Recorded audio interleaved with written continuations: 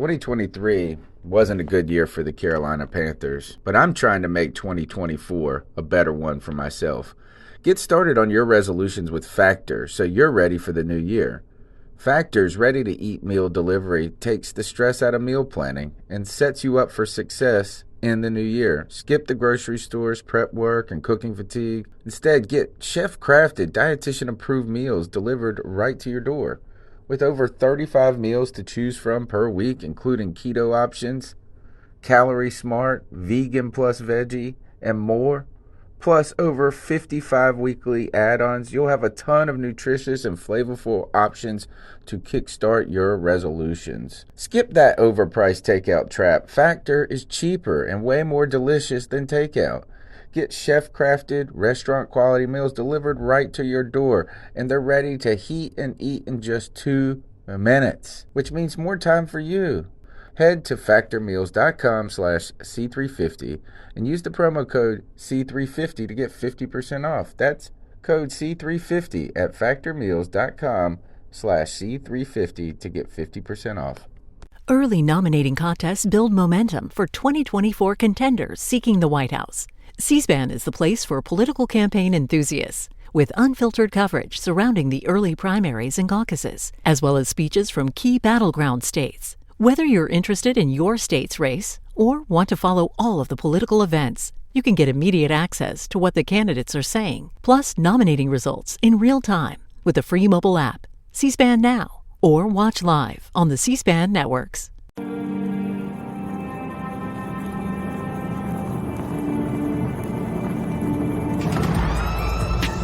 In a world where Carolina Panthers fans have an insatiable thirst for Panthers news and opinions, only one podcast roars ferociously. It's the C3 Panthers Podcast.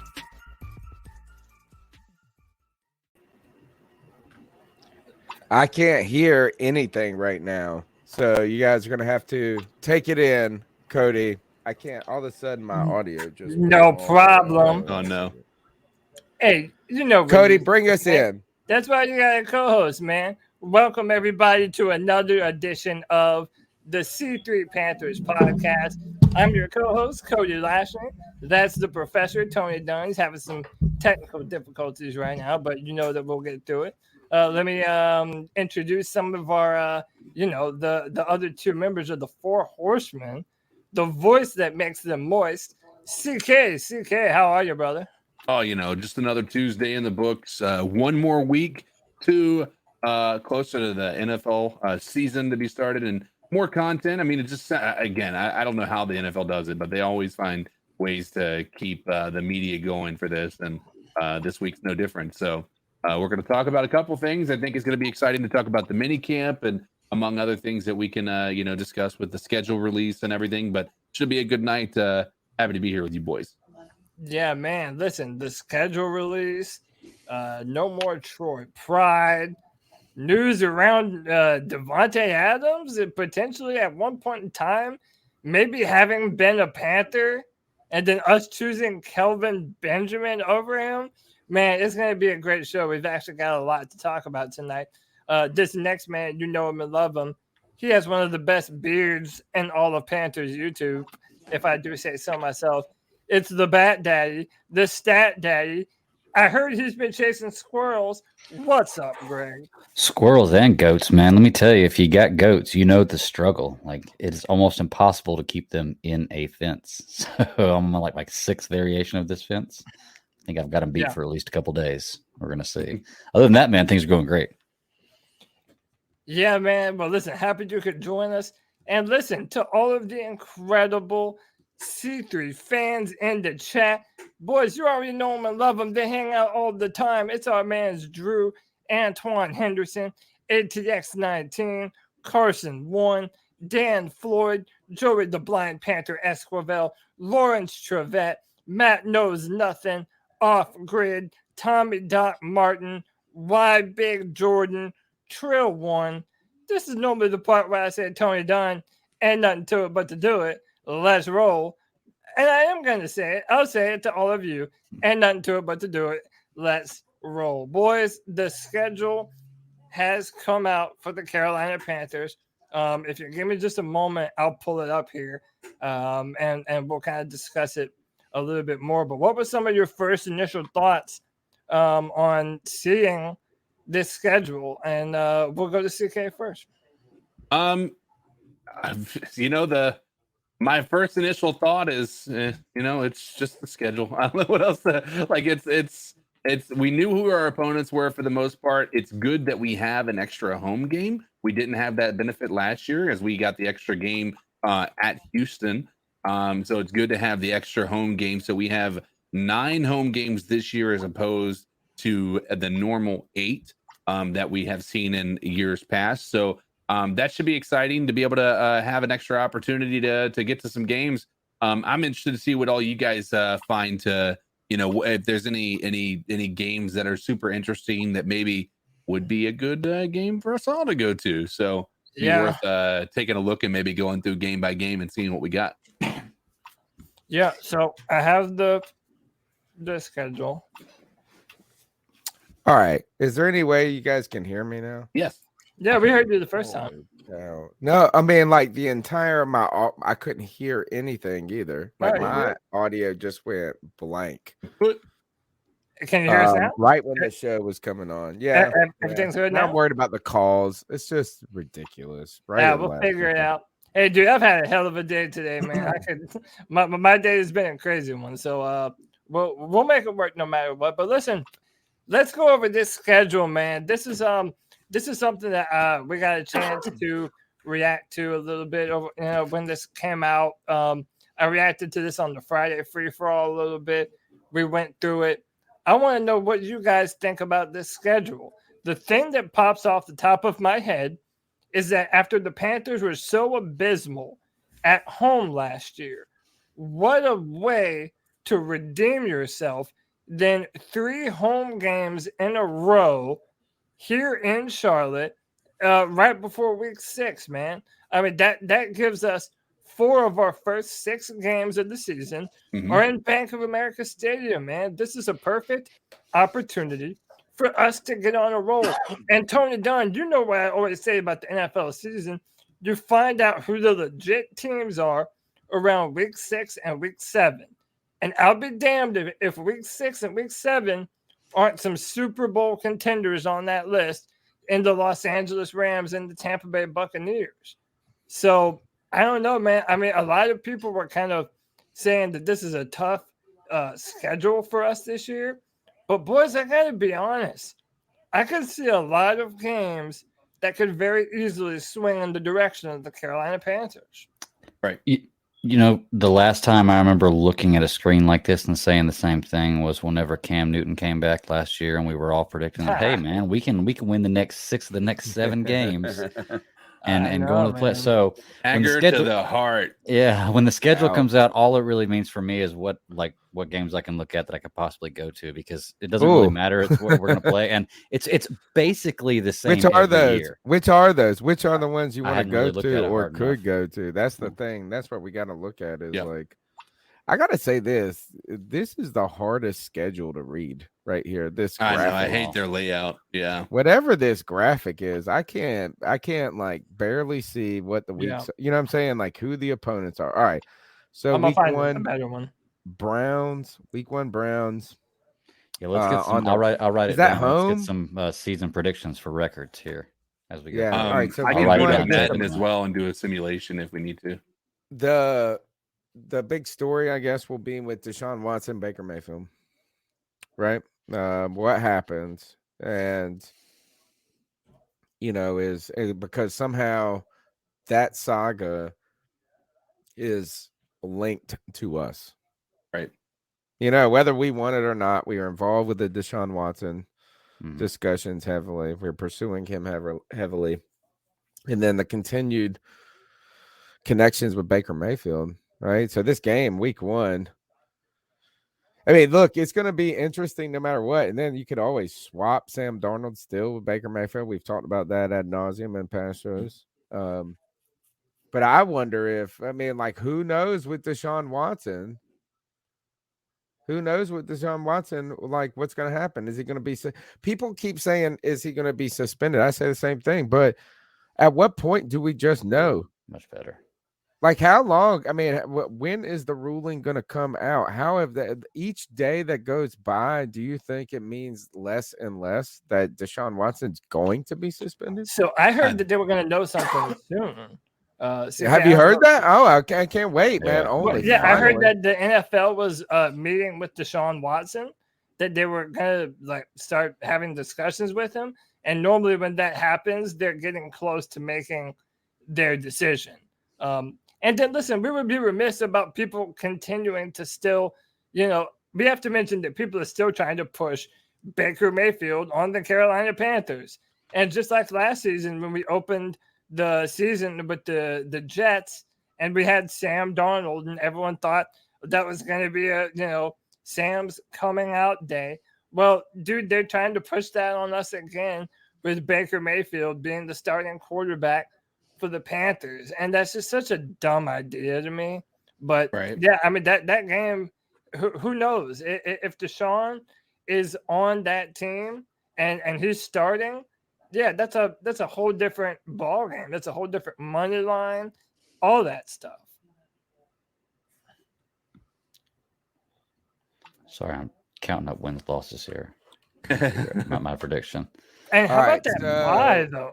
How about that bye at December 4th? Like that, am I wrong in thinking that's a pretty late bye? Like I feel like normally December. What week is that? It's 11 weeks in, so it's week 12. I think especially if we're going to be able, like, again, this is a long shot, and I'm not saying that we're on that verge yet, guys. We haven't seen the team play a single snap yet, built the way that it is. But if we do end up finding a way to be successful and making it to the postseason, these weeks are long when you add this extra, NFL season or NFL week to the season. So that late bye, I think, is super important to the ability for there to be a long haul. So I mean, I don't think I've ever heard of a team that's wanted an early bye. That has been our problem in the past, is having early buys. Let's go back to the beginning of the schedule. So we open up with Cleveland. You got the discussion we've already had, the uncomfortableness that surrounds that. The Giants, two teams that kind of were on similar trajectories, hired a head coach in Matt Rule and Joe Judge at the same time. Now the Giants have moved on. They've already done a complete retool in the front office. So the Giants, this is on the road. I don't think this is an easy game, though. Do y'all want to go down and say win-loss? I'll keep track of it. I mean, we can do it. I mean, we could, but it's just guessing crazy. Yeah, I mean, I feel like. But yeah, I mean, that's fine. I'm gonna say this. I'm gonna say, we're 1-1 at the end of these first two games. There's so many unknowns about this football team. Let's do. I mean, what makes this a good thing to be able to come back to? Not with a receipt to say, oh my God, look how bad you were off, but like, at least to kind of see, what transpired. But I think we could also do, not to take the coin away from other programs, but do some sort of like a bold prediction for the season as well. Like if you're looking at the schedule, like if it could be singular or it can be is a total, record or like something as like specific as Sam Darnold makes his player of the year campaign, starts out by week 6 if he starts to do X, Y, or Z, like those types of things. Like I think we could talk about. Let's write them down. I got it. But if y'all want to, all right. Week one, I'm gonna go with a home opening win. Home opening win. Surprise. Okay, I'm going with the loss. Then I'm gonna go L on the road to the Giants. So there's my two, just to speed things up. What you got? I'm going to. I mean, again, so it all just depends on if Deshaun is starting. I mean, if Deshaun is starting, I think it's going to be a win for them no matter what. I'll just say Browns win, just because I think that's going to be the start of people seeing that Sam Darnold isn't necessarily going to be the guy. And I think the Browns have a really good defense. And I think that you can see a lot of issues from Sam Darnold early on. Now, Sam did start out really hot last year. I mean, he didn't necessarily put up a bunch of touchdowns, but, he was taking care of the ball. He was getting it to Christian McCaffrey. He was running. Do y'all remember how much Sam was running early in the season? Like that, I think he had 3 touchdowns in the first game or the first 2 games. Yeah, 3 rushing touchdowns. Yeah, dude, that boy was a running quarterback, dual threat. Mm-hmm. So maybe that they can kind of do something similar. I don't know. I'll say loss to the Browns. Okay, what about the Giants? Dude, I'm done losing to the fucking NFC East. We have to beat the Giants, man. Win. Okay. CK? I think it's a win both. I think Win we'll both? win both. Ooh, Because I don't think there's a Okay. shot. I don't think there's a shot that Deshaun is not getting suspended. Okay. I'm going loss, Cleveland, win, New York. So we all got 1-1 except for CK on there. So I'll just keep up with it. Now, this is crazy. The next 3 games are at home. That's what I'm saying. And on top of that, there are 2 4:00 games at home. That's strange. Can we ask this? What are the chances that Sam Darnold isn't the quarterback at week 1? That's a damn good question. There's a chance. I don't know what it is though. I mean, but okay, look. Can we go over this? Okay. All right. You writing this down, Greg? So I'm you writing it all got down. got our picks down. Mm-hmm. All right. So I'm just writing down wins, losses. I'm not writing down what y'all are picking for week everyone. 1. Here's the answer. The question: yes or no around the horn. Is Sam Darnold the starter? Yes. I'm gonna say yes. I'm gonna So say yes for Greg and I. Yes. Fuck. Yeah. Oh, you're not gonna go like we can't get no Baker Mayfield starting, Cody. All right. No, but and dude, like that's the thing. All right. It makes no sense to me. Well, that made this boring. Well, but can anyone make a better point for why Baker Mayfield it wouldn't just muddy the waters here? Like what?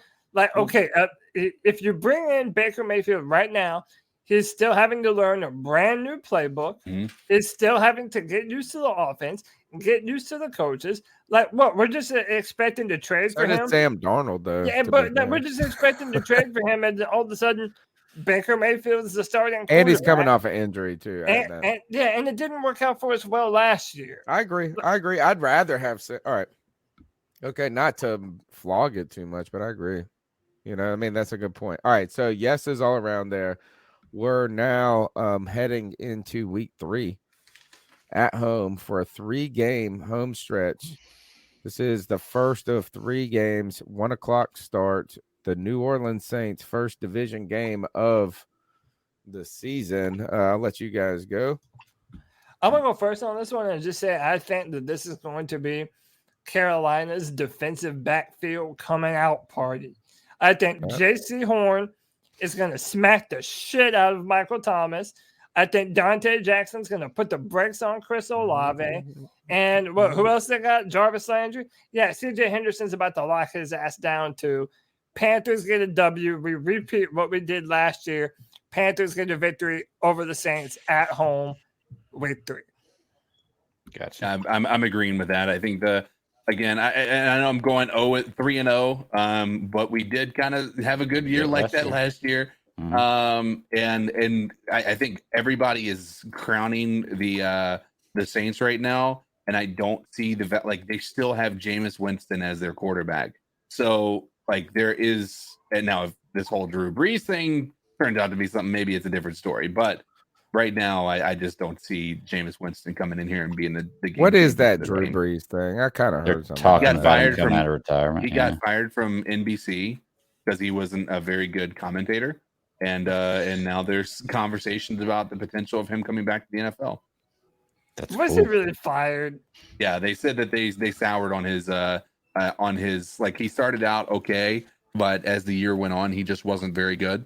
Yeah. So I tell you this brings back something very important that happened to me in my life, or that I did in my life. So in 2010, the year that the Panthers stunk it up. You know what I'm saying? That Jimmy Clausen, we started 3 different quarterbacks. Jimmy Clausen was one of those quarterbacks, and that brought us Cam Newton, right? What were we? 14-2 that year. I attended It was actually a grand experience. It was a great game. We sat on the fourth row of where we were at Bank of America. We were on the Saints side of the stadium, though, but fourth row, 45-yard line. I forget where we were in the season, but we had been getting the brakes beat off of us. They beat us 33-0. I mean, 33-3. 33-3. I mean, they beat the brakes off of us, dude. We had nothing. Yeah. But in this time, we made the Jumbotron twice. One of the girls that was with me, her seat got selected. She got all these vouchers for the airplane tickets. People were, like the guy in front of us was a Saints fan. One of the Saints players gave him his receiving gloves. Like, it was just like a great time, despite it sucked. We stayed to the very last moment. Nice. And there weren't a lot of people in there late. There certainly weren't a lot of Panther fans there late. That's why we got all those rewards. So I'm trying to talk junk because, like, we're so close, the Saints players could actually hear me. You know what I'm saying? Like, I mean, I was talking to them, basically. And Drew Brees is sitting there right in front of me. I mean, he had just shredded us, basically. So, like, what are you going to say? You suck? Right. Like, what do you do? How do you talk junk to somebody? You still do it. You have to. Oh, well, at the time, him and his wife did these insurance company commercials. They did some commercial together. And he had, he's got the big birthmark on his face. He's not very good at, he's very uncomfortable on camera. And his wife, it was a natural woman. Let me put it that way. She was not just this whatever.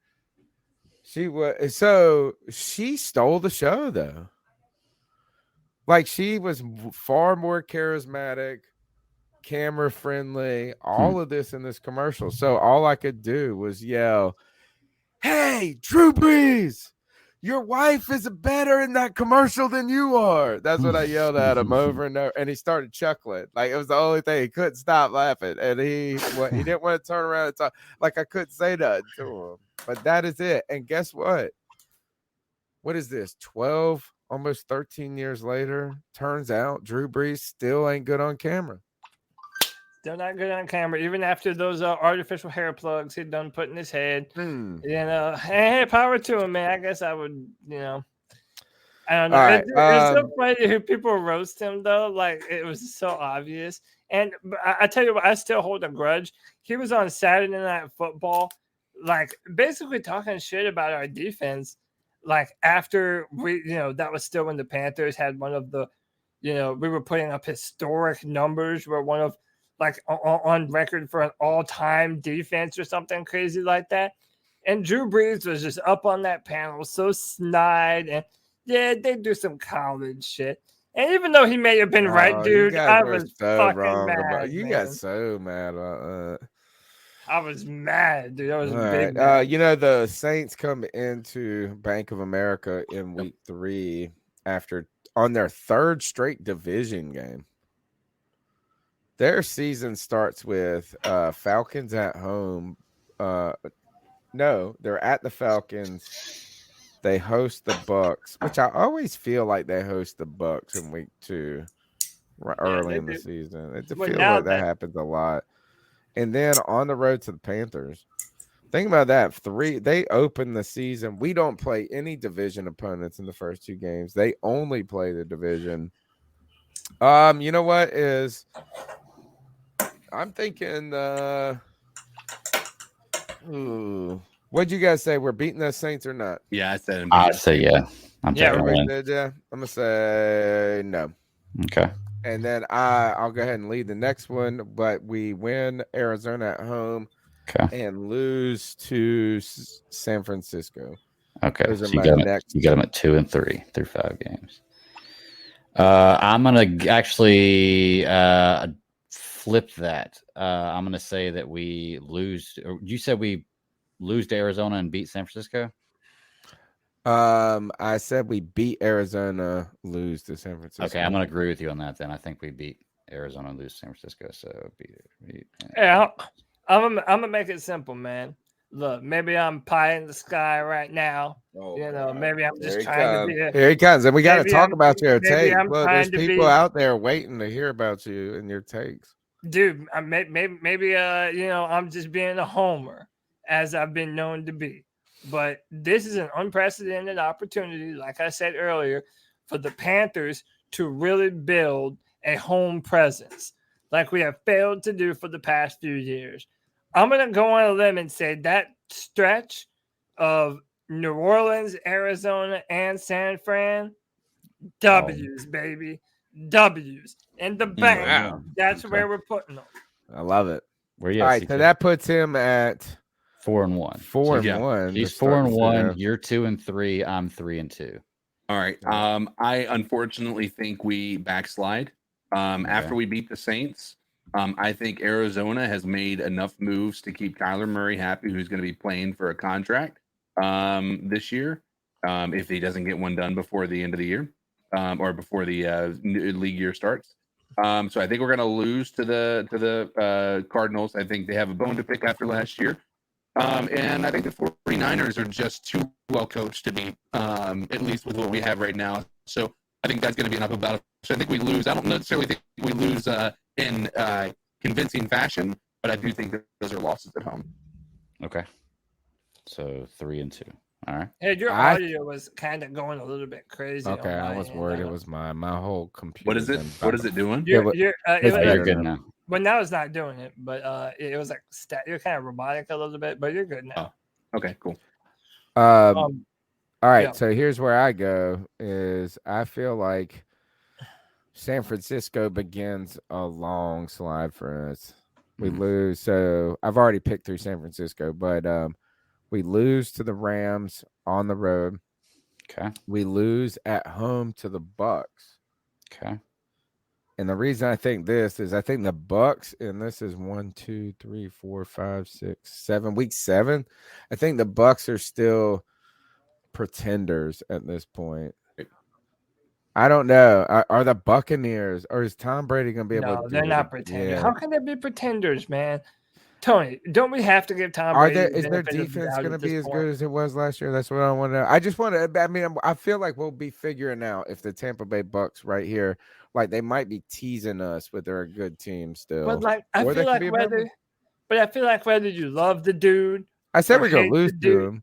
Well, I'm just saying, like Tampa Bay, like the fact that Tom Brady is back, the fact that the very last pass he threw was a bomb to Mike Evans that was for a touchdown. Yeah, I got Like, no problem with that. yeah, I'm it's talking Tom about Brady, some like, of I the have- other unknowns. I just don't know about the other unknowns. I sound like Donald Rumsfeld. You don't know what you don't know. Receiver. Other unknowns. Well, I was really on the defense. I They just want to lost hear Pro how Bowl the offensive team. lineman. I just want to know what they are from last year to this year. We need know to what get I'm the saying? game from Buck. Yeah. What you heard. We gotta get And- into it, but I think we'll be trying to figure out who the Bucks are around that time. I still think we lost there, but a win against the Falcons Okay. and loss against the Bengals, Dang. Okay. win against the Falcons. We sweep the Falcons. Right. Tony goes Okay. like 5 games. Yeah. Sorry, I He's got like, no, screw one. I got you I'm at taking 4 5 and of 'em. 6 through week 10. Then I don't even know what we're on. Like, we're start with the Rams. Start Okay, with the Rams, Rams and alright. go through the Falcons. So okay. I think that we are going to backslide a tad. I think the Rams will get us just because they're returning pretty much, most of their team. I will say though, if the Panthers beat the Rams, and that's week 6, again, that's my threshold mark, week 6. Mhm. If the Panthers beat the Rams, and we actually do have a schedule similar to what I'm saying, then the Panthers are a legitimate contender at that point in time. Cody. You're saying they're going to be 7 and what now? no, No. he's at I 4-2. said You just said if they beat the Rams, but you also said but before that, No, but I don't last think time the you had Rams the mic, you had us beating the Cardinals, the 49ers. Yeah. So I got us. I have us beating the Saints, the Cardinals, and the 49ers. I have us losing 2 All right. to Los Angeles and Tampa. All right. Okay, so you think Tampa's a loss? Yeah, I'm taking All Los Angeles as a loss. I'm taking Tampa as a loss. Okay. And, dude, we're going to fucking pull the upset in Cincy because there's only one Queen City, You skipped dude. Atlanta. There's only one Queen City, and it's in Charlotte. No, I said Okay. we beat Atlanta. Okay, did you? Okay, sorry. Yeah. Beat Atlanta. So you're saying we beat Cincinnati too? Yep. Yeah. So what does that put us? Oh, and then And then, just go ahead so and speed do it we up. sweep The Atlanta? next, Sorry. But Yeah, yeah, get your run of wins and losses in here. Dude, I think I have us winning the first 3. I think we lose all the way until the Falcons. Till the first to Falcons the game? Rams and the Buccaneers, and we win that game against the Falcons. Okay.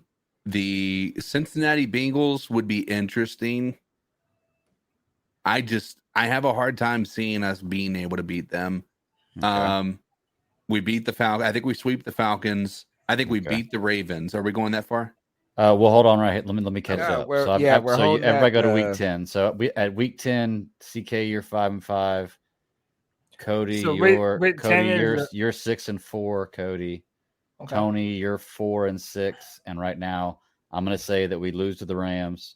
I'm gonna say we beat the Bucks because I'm just gonna say it right now because one of these years is gonna be right. Tom Brady's eventually going to fall off a cliff. And when it happens for a quarterback at his age, I don't care how great you are, it happens very, very quickly. Okay. I'm not saying this guy's going to, but I mean, I'm just going to say at the beginning of every season because eventually I'll be right. So we're going to beat the Bucks right there. So that puts us at 3-3, and then we're going to beat the Falcons. That's 4. We're going to beat the Bengals. That's 5. We're going to beat the Falcons again. That's 6. So did Cody say that if we swept? Did you say that we were going to sweep the Falcons, Cody? What'd you say in your second Falcons? The last one I got to was Cincinnati. Okay, yeah. All right. So what do you got in the next one? Because that's what I'm trying to like kind of just move it a little. But Charlotte, the second time at home. I mean, listen, dude. Again, so I reserve the right to change all these predictions. Sure. We're just trying to go through this real quick. Rapid fire. There's so much unknown with this team. And it's like, dude, if Matt Corral turns it on, and I don't know, there's a whole bunch of things that could happen. I'll just say right now, I think, fuck it, we're sweeping the Falcons, dude. Okay. So what does that put him at, Greg? That puts him at, so me and Cody are at 6-4, CK's at 5-5, and you're at 4-6 through 10 games. So give me the Ravens and the Broncos. Who, me? Anybody who wants to. I'll just keep it moving. All right, I'll be realistic, man. I think this is a backslide. I think the Ravens have a good defense. I love what they did in the draft. I'll say that's a loss. Okay. And dude, as much as I fucking hate it, I don't know. They have Drew Lock as their quarterback, man. Or Russell Wilson, yeah. Yeah, okay, no, that's a win for Denver. So that's a loss there too. Yeah. I agree with you. Loss. Both of those. But I'll go ahead and say it. I'll go ahead and say it just to put it out there. After the bye, we're winning all those last games. We'll look at them. It goes through. We're winning all the games up there. One. So, yeah. But so loss for me. You said split, Tony. Yeah, give me a split. Be optimistic here. Okay. Catch somebody sleeping. And then I'm with you. All right, so we win. CK, what do you got for Baltimore and Denver? Yeah. I've got a win on both of those. Okay. What? So CK. So at the break, CK 7-5, Cody's 6-6, Tony is 5-7, and I'm 6-6. For the last 4, I'm just gonna go ahead and give my final for the last ones. I think we lose Seahawks on the road. We beat the Steelers and the Lions. Lose to the Bucks. And can you tell? And we upset the Saints on the road.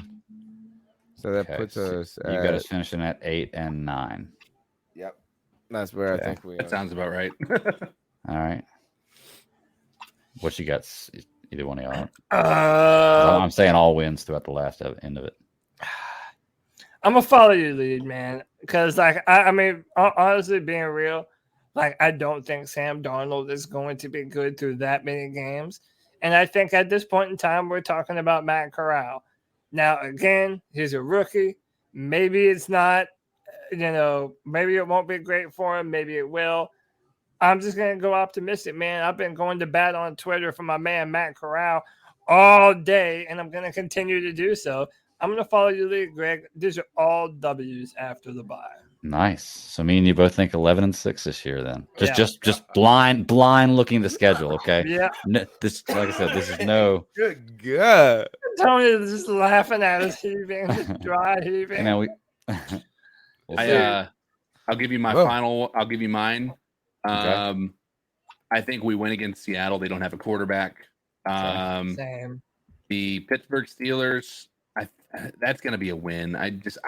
Again, we don't know enough about Pickett. I haven't seen enough from their team to indicate that they're going to be a major step up. And quite honestly, I could see them stepping backwards while they get the new guy up and running. The Detroit Lions, I think that's a win, but I think we lose the final two at the Bucks and at the Saints. Okay. I think they're both going to be in playoff mode of some sort, or like the Saints are going to be playing to try to just upset our season possibly.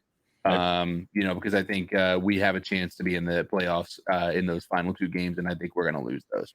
Hey, can I put forth a badass timeline? The Panthers lose the first two, and it's clear that Sam is the problem. Let's say they're hard-fought games. Come back home. Matt Corral makes his start against the New Orleans Saints and fucking shreds them, dude. Yeah, dude, that's the stuff of legends right there. I think that's going to happen with their pieces with Tyrann Mathieu. And... Oh, fuck it. I'm on one. I don't give a shit. My man said when he was talking about the Seattle pick, he said, they don't got a quarterback. We're on the road. We ain't got a quarterback. No, that's not true. We got Matt Corral. Who is their quarterback? Drew Lock. I mean, they ain't got a quarterback, fine, but then we still ain't got a quarterback. We ain't got a quarterback. And they got Drew Lock lost the competition to Teddy Bridgewater, who then immediately got cut after the season. I think that's a Vic Fangio thing. I think that's one of those stupid internet or not internet things, but like where they just like the safer pick. It was, like you just want the guy that's going to not turn the ball over when you're a defensive coach. Teddy Bridgewater is that for some reason. I don't know why. Let me go about it this way. Name another player on their team other than Drew Lock. DK Metcalf. Outside that's the only other person you can name because they have nobody. Tyler Lockett. Well, I know. Pete Carroll. On defense, I don't know who they got anymore. Like they got nobody. They're in full rebuild mode. The Jamal dynasty's diminished. Jamal Adams is over there. Yeah. Oh God, yeah. I like little baby Lockett, little baby Tyler Lockett. Oh, and they got Noah Fant. How about that? Boom. But hey, looking at these predictions though, we're all relatively close. Me and Cody 11-6, CK 10-7. Tony 8-9. I mean, we're all within 2 or 3 games of each other. So optimistic, guys. I'm being crazy. Look, I think. No, I'm sorry. I was saying I think that we have fixed our biggest problem this year with the offensive line. I think that we're going to be able to see what a quarterback can do behind this offensive line. It's another boomer bust. We have one of the easier schedules. Like if you look at it, like from a pure competition standpoint, outside of facing 2 Super Bowl. Like 2 of the people that were in the Super Bowl last year, and the Tampa Bay Bucks twice a year. Our schedule is pretty mild. Like it's not like these are all winnable games. Terrible. It looks tough, man. We got some tough matchups. No, dude. If you look at it, the back end looks friendly. Right. The back end looks friendly. Before the bye week is a nice. It's a tough road. What are the toughest? What are the toughest matchups on this schedule? Rams, Bucks, and the Bengals, Bengals, Ravens. and I would say opening week against Cleveland. All I hear is people tell us how much better the Cleveland Browns roster is than us. That's all. Without they a quarterback, told us though, is going to be the biggest. I know, question. but they still told us that is like, oh, Deshaun Watson don't want to come to Carolina because Browns got the best roster in the world. That's what they keep saying. So I would say the Browns are scary there, week 1. I think the 49ers, the Rams, the Bucks, and the Broncos to me are all matchups I ain't really excited about. Yeah, I mean, I don't know. And the Ravens too. Exactly. Dan Floyd said, "Don't forget the Ravens." It's like I don't know. The Ravens were lackluster last year. He's awesome. People act like he's gone. He only played 12 games last year. The biggest unknown for us is the quarterback position, and the fact that the most important position. Yeah, the most important position. Sam Darnold is our guy, and they keep telling us that they don't want to rush Matt Corral. And yeah, look, as Panther fans, and I'm included, like, I think that there's a very real possibility that Matt, was probably a victim of the offense that he was on, that he was in, real heavy RPO stuff. Maybe once he gets used to doing stuff under center in training camp, if he really takes to the playbook, if he's the guy, I don't even know if Matt Rule will give him that opportunity. Like, they say that there's a competition. Of course he will, man. Of course he will, dude. Look at all that. It's not like Sam Darnold's their guy, dude. Don't worry. They got no allegiance to Sam Darnold. This guy will go with whatever when it comes to quarterback. He will go with that. You don't got to worry about that. Like, he's going to prove us wrong by going with Sam Darnold. No, that's not going to happen. I think that he wants to make himself look right the first time they traded for Sam Darnold. And you know what? Is that casting Sam Darnold to the wayside, if he's terrible, is the way he's going to do it. He's done it to everybody else. He did it to Teddy Bridgewater. He did it to Sam Darnold. He did it to Cam Newton. He did it. He tells us like he will go with another quarterback. I ain't worried about that. He changes quarterbacks like he changes his underwear. I have a more important question. I don't know how the reason we did not lead with this because we didn't do any show prep and my computer was blowing up. It seemed like in the beginning, still is. But what did you guys think about the schedule release video for the Carolina Panthers and just schedule release videos in general? I'll reserve mine for later. I think that the Panthers had the second coolest. The second coolest schedule released out of all of them, man, and it was cool. Look, I'm a '90s kid. It was long, dude. The Panthers one was long. They're all long. It was 3 minutes. It was like 4 minutes long. It felt like a movie. They all I'm are like that. I'm a '90s kid, so it's like I remember all that stuff. The older video game consoles, the TVs. I remember that stuff, but. Like my man Justin says, the Chargers had the best one. And if you were looking at all of them, the Chargers had the best one. Not only am I a big-time anime nerd, but, dude, that Urban Meyer troll was next level. Dude, it was everything. Everything they did. From the Cleveland Browns to the Falcons, dude, it was just amazing. The Waffle House, right? Wasn't that the one where they had the 28? There was the Waffle House, and they took out the W. The W wasn't lit up. It was too smart for me. But the Urban Meyer troll was, and they weren't the only Urban Meyer troll. There was a couple of them out there. There was one other one. Once you watch it, you're gonna be like, "Oh, this is the fucking coolest thing ever." You haven't seen I'm it, watching it. No, I'm watching it right now. I haven't seen it. At one point, they have the coaches, the coach for the Chargers, Staley, and the coach for the Chiefs. What's his name? Andy Reid. Yeah, Andy Reid. They're in Patrick Mahomes and Justin Herbert Mecca. These big, like, badass robot mechs, dude. It was so fucking cool, good, man. It was good. Huh. Dude, I loved it, dude. It was awesome. This is why I disagree. I didn't like the Panthers one. Well, yeah, because you're It's 80s No, kid. you know it's why? interesting.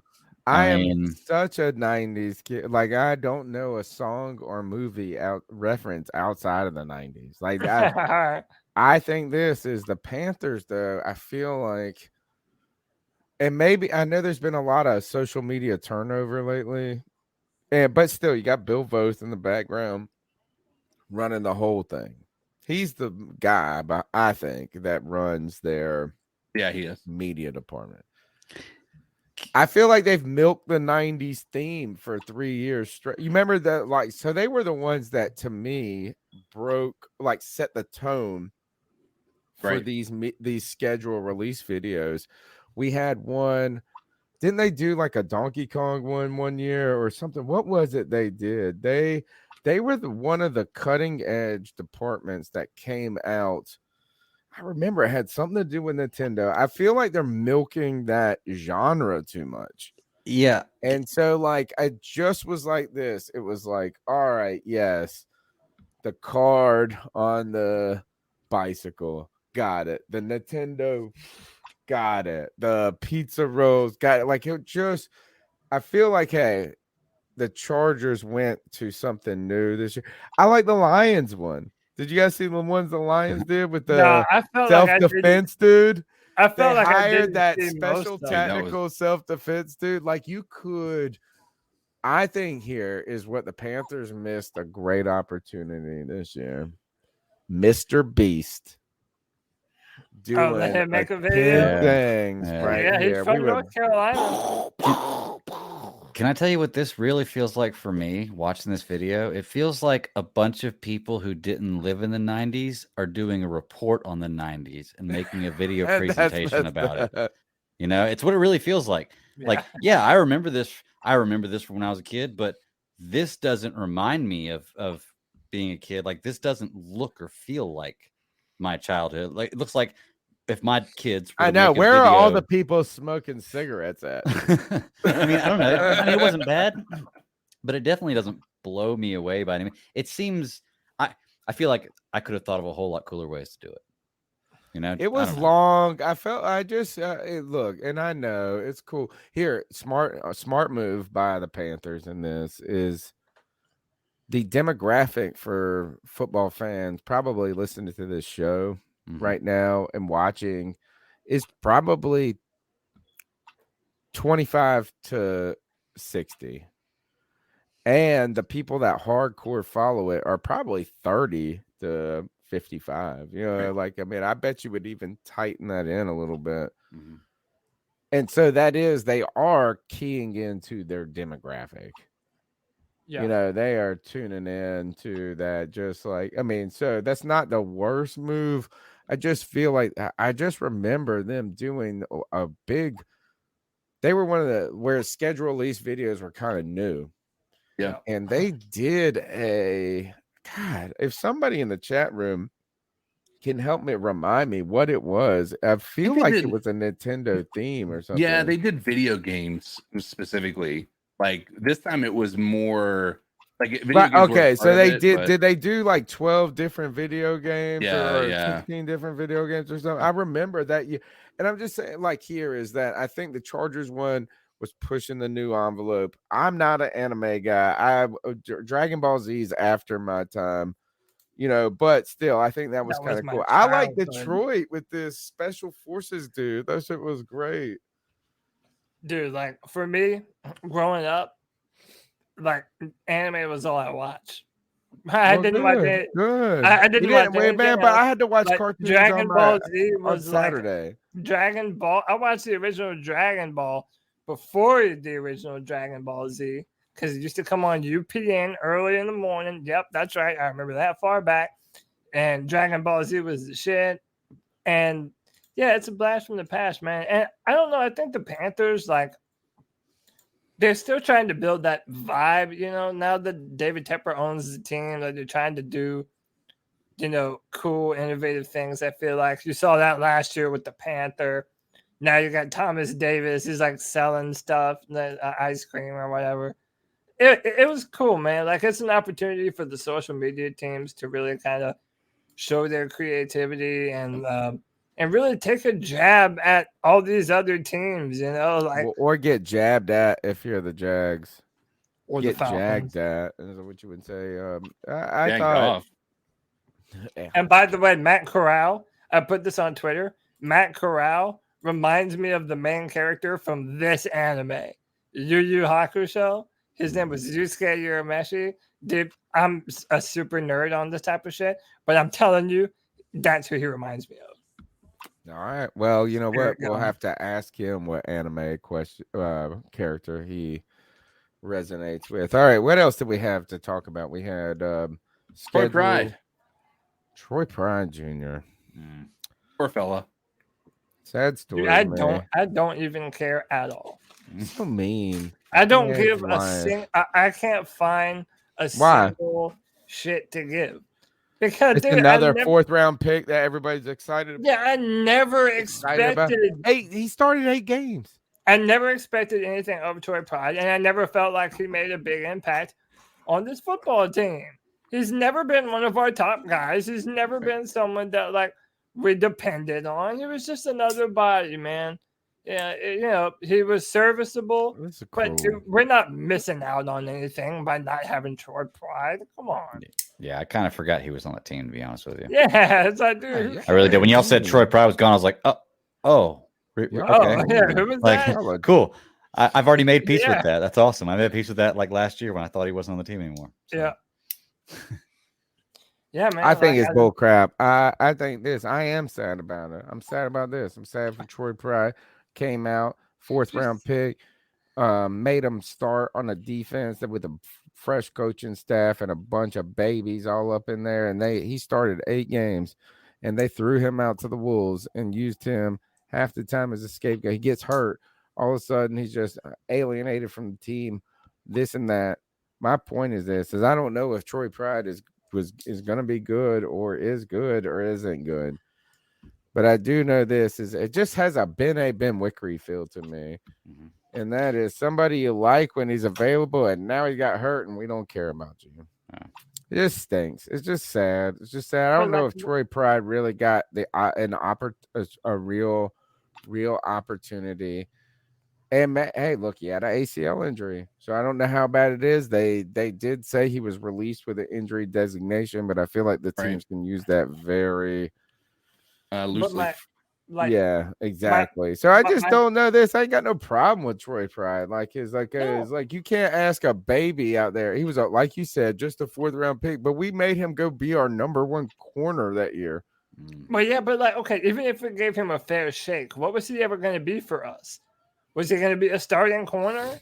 Like, I don't know, man. Like, you know what? He did just as much as he's done just as much for me as CJ Henderson has. I'll agree with you on that. He's helped my life just as much as CJ Henderson, if not more. CJ Henderson is also a first round draft pick. Which is even Well, I don't worse. care. Like, he helped me. Like, if you could be a 1st round draft pick, but if this brother gave me $100, then I like him better. Yeah, but Troy Pride was never comparable to CJ 8 games. Henderson. Like, it doesn't matter. He wasn't good. When was he ever? Name your favorite Troy Pride play. Name one game where CJ Henderson was good. Yeah. Dude, he played like half the season. And he had no training camp with us. He was traded mid-season. Like, yeah, but that's what I'm saying. Yeah, but even when he was traded for a reason, because he was no good. He was garbage. That's why you trade a 1st round pick for cheap. That's not. He was in his 2nd year. Like, you don't trade. Like, it wasn't garbage. I think it was garbage. It was again. Jags are in a rebuild mode, and I think they were trying to get assets. They needed a tight end to try to help Trevor Lawrence. Looked like he was a better player than he was, or that he had been last year. And apparently he just didn't want to be there either. Right. I just feel bad for Troy Pride, man. He's just a guy that's kind of a casualty of the game. Is a guy that, first of all, if you're a 4th round pick, you're an outsider trying to get in. Right. You really are. You know what I'm saying? Like, is you trying to get into there should be 0 expectations on 4th and 5th round picks, right? It's like the expectation is making the team. Then he goes out there. They started him right off the bat for 8 games in a lead role on this defense. And yeah, you could say he got cooked in this and that, but like what rookie doesn't get cooked? And a guy that was probably should have been a developmental type player getting cooked out there, you're like, oh, well, of course he's getting cooked. And then he gets hurt, like a major injury. I just feel like it just this is the business. This is the business of the game. But I am going to say this is I feel more sorry for Troy Pride than I do other of these jackass than Joe Brady. How about that? Bam. Your boy. Dude, how about this? Like, no, you know, like y'all are like that. Fuck Troy Pride. Fuck this guy. I got no pride. Fulfilled my expectations of him, and that he's not on the team anymore. So it's like I don't know, man. I don't like, especially, and I think that we would all agree with this that our defensive backfield now, especially after free agency and after all the drafting that we've done, and I mean the Panthers, their defensive backfield is by far one of the strengths of the entire football team right now. I legit believe that. So, like, Troy Pride was never going to be anything more than a backup anyway. And even still, we got, what's his name that we drafted, man? I always forget this dude's name, man. Chat, tell me the dude's name. Keith Taylor. No, Keith Taylor. Oh, Keith Taylor. Yeah, so it's like there's this Boogie guy, by the way. Somebody told I saw them talking about his 100-meter dash time or something like ridiculous. Yeah, Troy Pride is just it is what it is, man. Like it didn't mean too much to me. Okay, all right. Well, I feel bad for my man. And was Josh Norman a 4th round pick or a 6th? Was he fourth? Okay, Fourth, he was. I believe, yeah. All right. Let's go on to the next discussion. Yep. So we've talked about the schedule. We talked about the release videos. We talked about Troy Pride Jr. Next should probably be Cody. Breaking internet. Oh, actually, yes. You're right. This is probably what we should have led with. It's only 5 seconds. I thought I was going to the Carolina Panthers. That's who talked to me the most. Right. They picked Kelvin Benjamin. Yeah. I thought. That's it. It's a very short clip for everybody listening. So this is Davante Adams. Davante Adams, new receiver for the Las Vegas Raiders, doing an interview, and he was saying that he was basically for sure that the Carolina Panthers were going to draft him. That he was the one being they were calling him the most. He thought sure he was coming to Carolina. But Dave Gettleman and all of his Gettle magic gave us Kelvin Benjamin instead. You know what? Prisoner of the moment. You know what? Marty Herney would have picked this guy, right? Ah, dude. I'm about to kick you off. Right. He's right about that. If he wouldn't have picked him, he would have picked Allen Robinson. It was after that. Look, that one was a bust. Look, that really hurts when you hear it like that. Mm-hmm. It really hurts when you go back and you look at What'd you say, Greg? Though, would you mutter when he was bemoaning this just then? You said something revisionist history. What did you say? No, you said somebody said something, and I felt like it was like, kind of saying like, yeah, it kind of stinks we missed an opportunity in the past. God, one of y'all. I think I did say something like that, but I don't remember what I said. Okay, to be truly honest with you, maybe it was on Twitter. No, just now. Now. It was just like he said. All right. So the point was, is you played the clip, and it's like, oh, we could have had Davante Adams, and then, but we got Kelvin Benjamin, and he muttered something like, "Well, yeah, it's kind of like 2020 hindsight 2020." Yeah, it's something to what and it Matt, was to that. Matt knows nothing in our chat room puts this too. Kelvin Benjamin was a part of an FSU team that won a national championship, and Kelvin Benjamin at that time was Jameis Winston's #1 weapon at Florida State. Didn't he catch the game-winning ball that championship game too with like 4 seconds left? Yeah, but I've been thinking about this a lot though over the last day. Whatever, this clip's been floating around. A lot of people talking about Gettleman, and like CK said, is would Hurney have done this? I saw someone say Hurney made the worst pick, and I was like, it was Gettleman. Sorry, it wasn't, And they said, is there any difference? And I was trying to think back at this moment. This would have been 2014, right? Right. Yeah. Dave Gettleman was in his second year as GM. We had just put together in 2013 a 12-4 season. Mm-hmm. That was pretty damn awesome. We got Star, we got KK. Dave Gettleman's working magic with this nothing cap. He was good in year one. He was like incredible. 2013, 2014. You think about that Kelvin Benjamin draft. He comes in, gets 1,000 yards. The Panthers still somehow back into the playoffs that year at 7-8-1. And then 2015, we go to the Super Bowl. If at the end of 2015, they regraded that draft and they said that 5 of our players would have been first round picks. Funches, Ben Wickery, like Shaq Thompson, like, you know what I'm saying? Like all these people came in and made such an impact on that team. After in 2015, I thought Dave Gettleman was a superhero. Yeah, no. I think we all did. Yeah, I had Dave Gettleman for president on my Twitter handle. And then 2016 through 2022, he just fucking like it just went from 3 years of like, man, this is fantastic to, and this might be the cancer in the background that started it. Well, to be fair, that was also right when Cam Newton got injured after the Super Bowl season 2016. So that was when things started going down here for Cam. So when you don't have that franchise quarterback anymore, everything else looks worse. Right. So does Kelvin. Where is Kelvin Benjamin? Eating a cheeseburger I somewhere. would love to know, like, how does no one have any? He's a manager at a Popeyes or a Bojangles. Or something. No, I will not stop, man. This dude threw Cam Newton under the bus so bad when Cam Newton was by far the best thing that has ever happened to his football career. This dude was given multiple opportunities.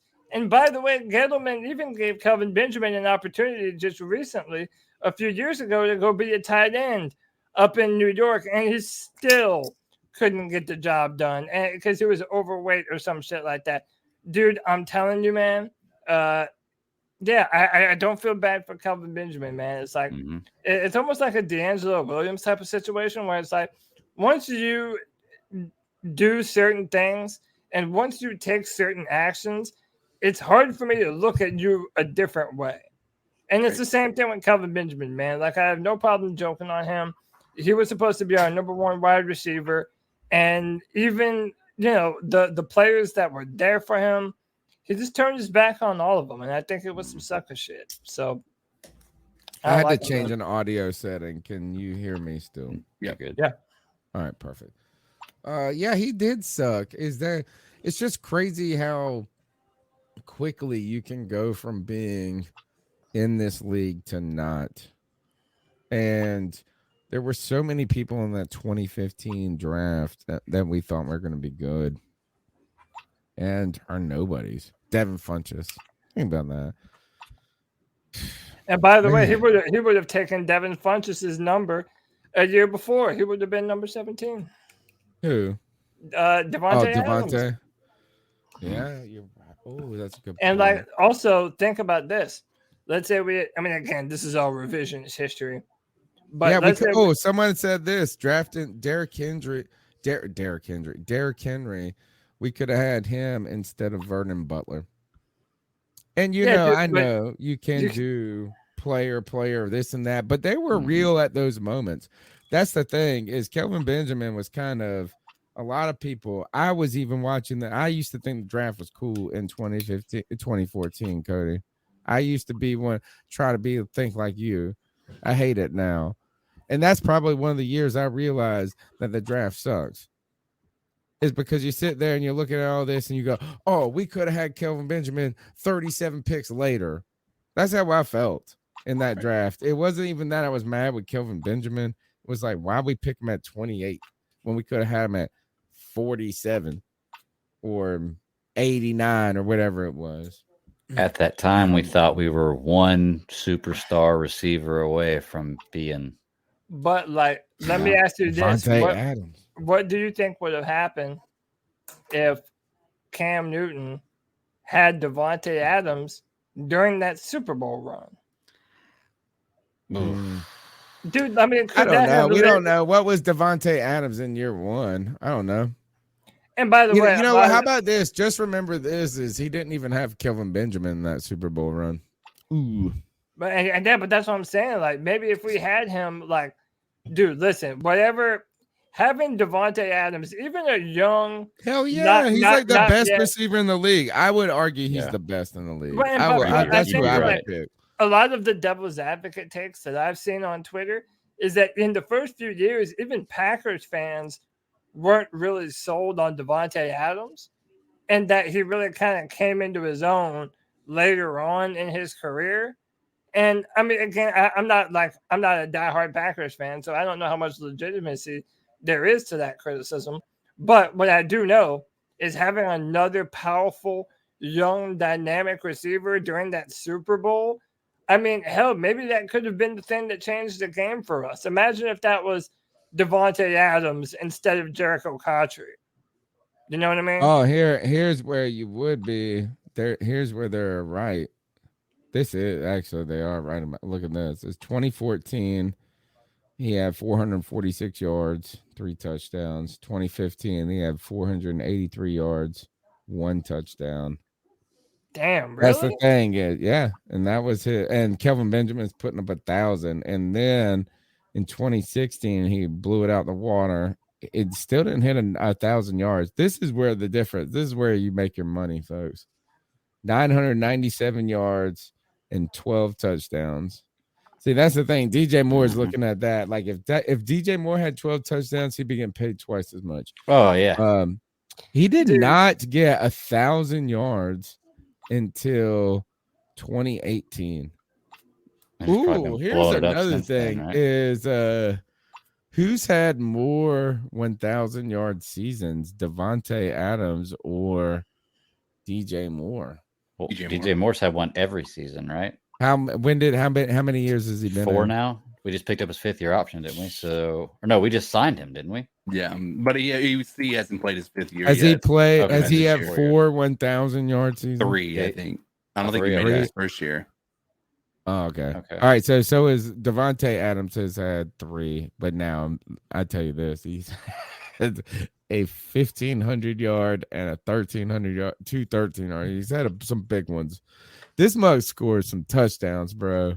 Dude, imagine when we get DJ Moore. He's only 6'1", fucking quarterback, dude. This is what you want your boy to be. You know what? I think this is who you want Terrace Marshall Jr. to be. I mean, is that a comp? I mean, maybe physically. 6'1", 215. No, Terrace Marshall's bigger than that. Okay. Can I be honest? Terrace Marshall's like 6'3", 225 pounds. He's a big dude. Like Terrace Marshall's going to be that big body receiver that we need. I'm excited to see what he does in the second year.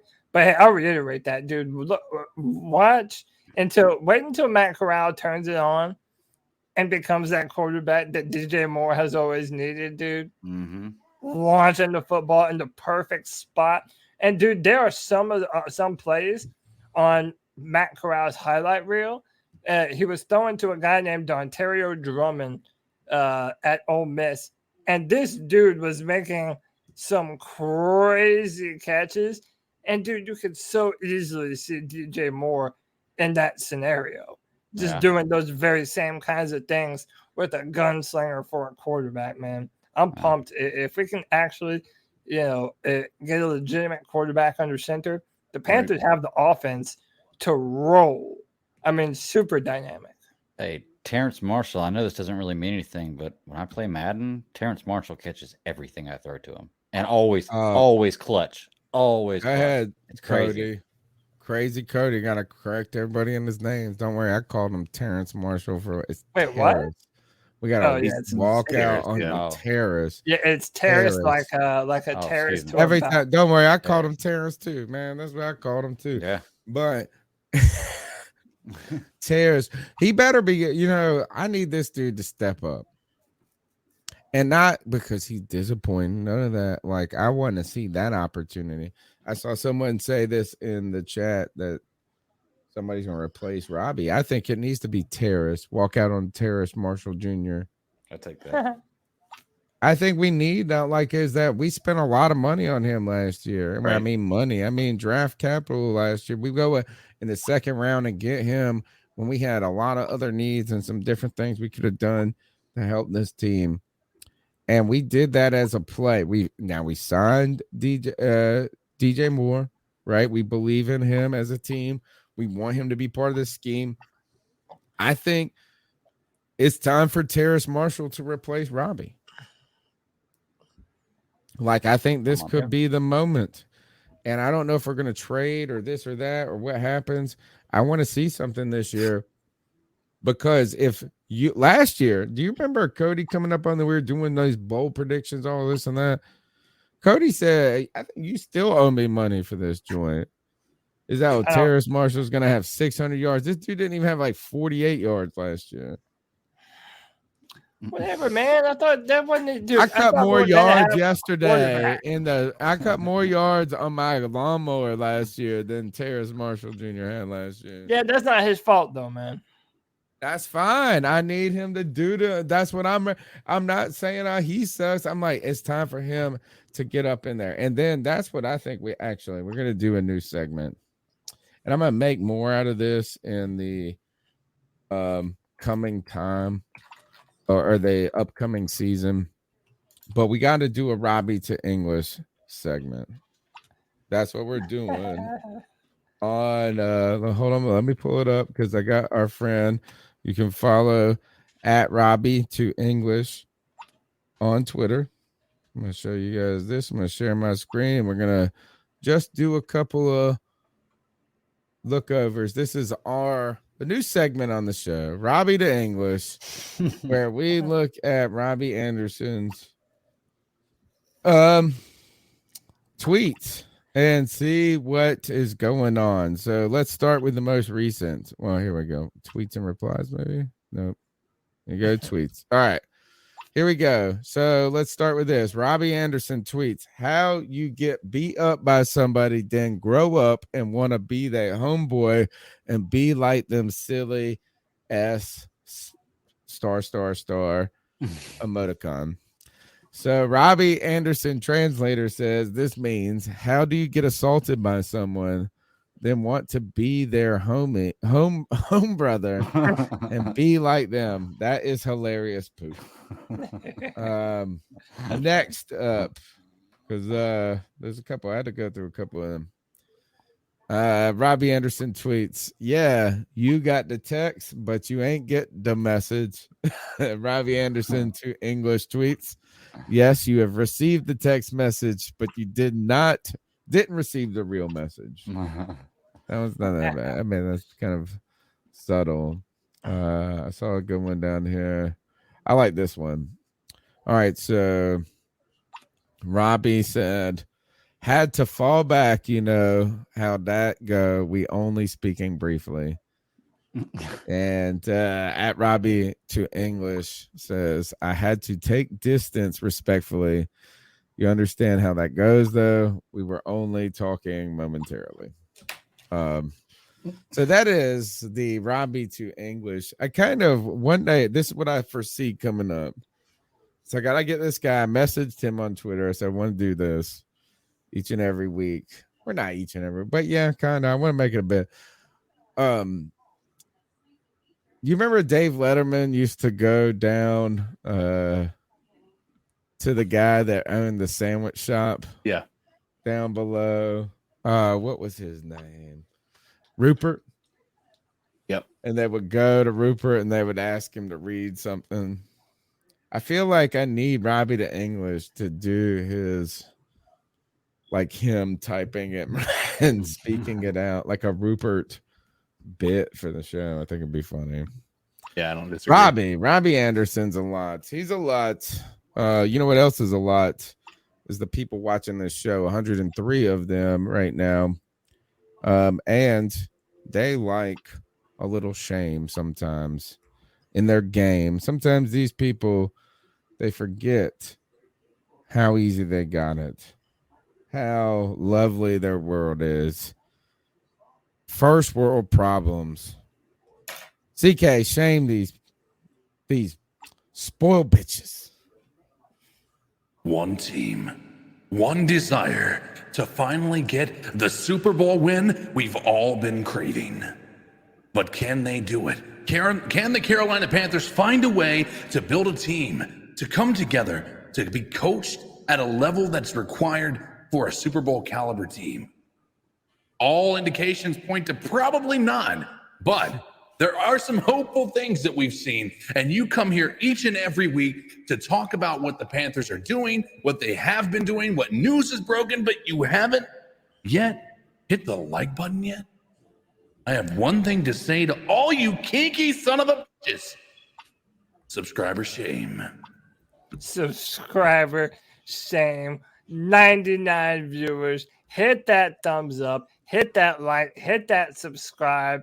For every single time the C3 podcast goes live, bringing you the best fan content that we can possibly bring to you. Be a part of this excellent community, man. We have new people coming in all the time, being a part of the chat. Join our Discord, man. The C3 family is all encompassing. Be a part of this family. Tony, what we got going on next? Just to tease something coming up in a moment is Cody Lashney has been taking a drumming. I mean, just a beating. You want to talk about something embarrassing? I mean, I've been getting better than I've been getting. Come on, that now. shame. Good gosh, they just shaming. We shamed our subscribers, our listeners. Cody Lashney puts out some opinions out there, and he comes at them hard. And boy, people shame him back for them, man. Cody, tease him with that opinion. We're going to jump into a cat call before we get in the discussion. But what is everybody on your case about?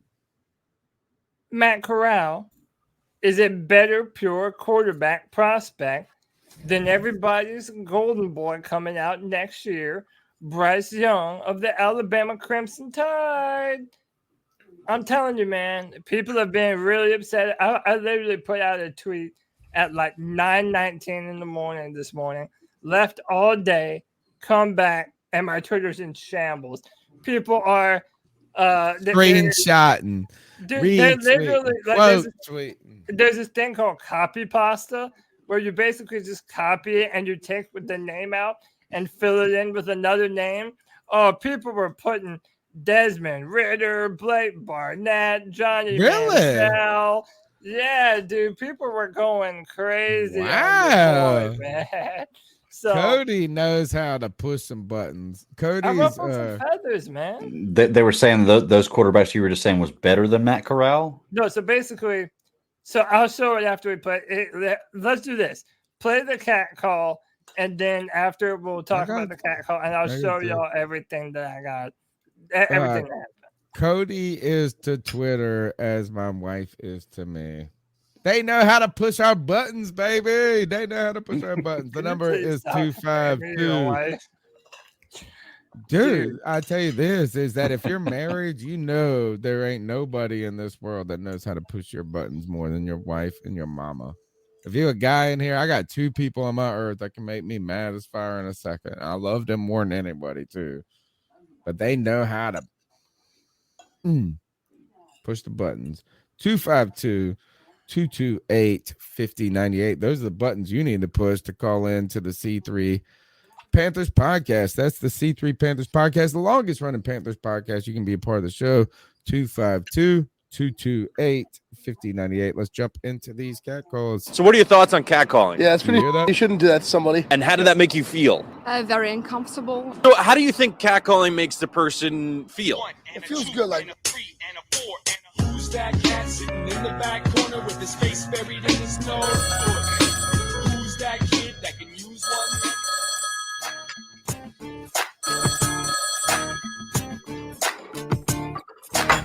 What's up, C3 Nation? It's Anthony. You know, I'm part of this community now. I've always been a longtime Panthers fan, but you guys make being a Panthers fan even more fun. So I just wanted to call in to say two things. Appreciate it, bro. One, I saw something on Twitter that said Deshaun Watson is probably going to be suspended 3 to 4 games, and obviously that helps us. And two,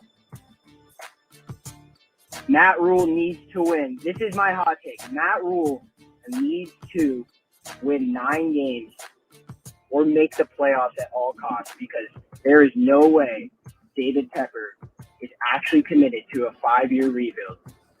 If this would be the 3rd season with no improvement, Tepper's got to sell the team, man. Anyways, you guys see Wow. does a great job. He's from Rock Hill. Putting that Dude, great call, man. Thanks for being a part of the family, man. He said first time caller, I think he said. Yep.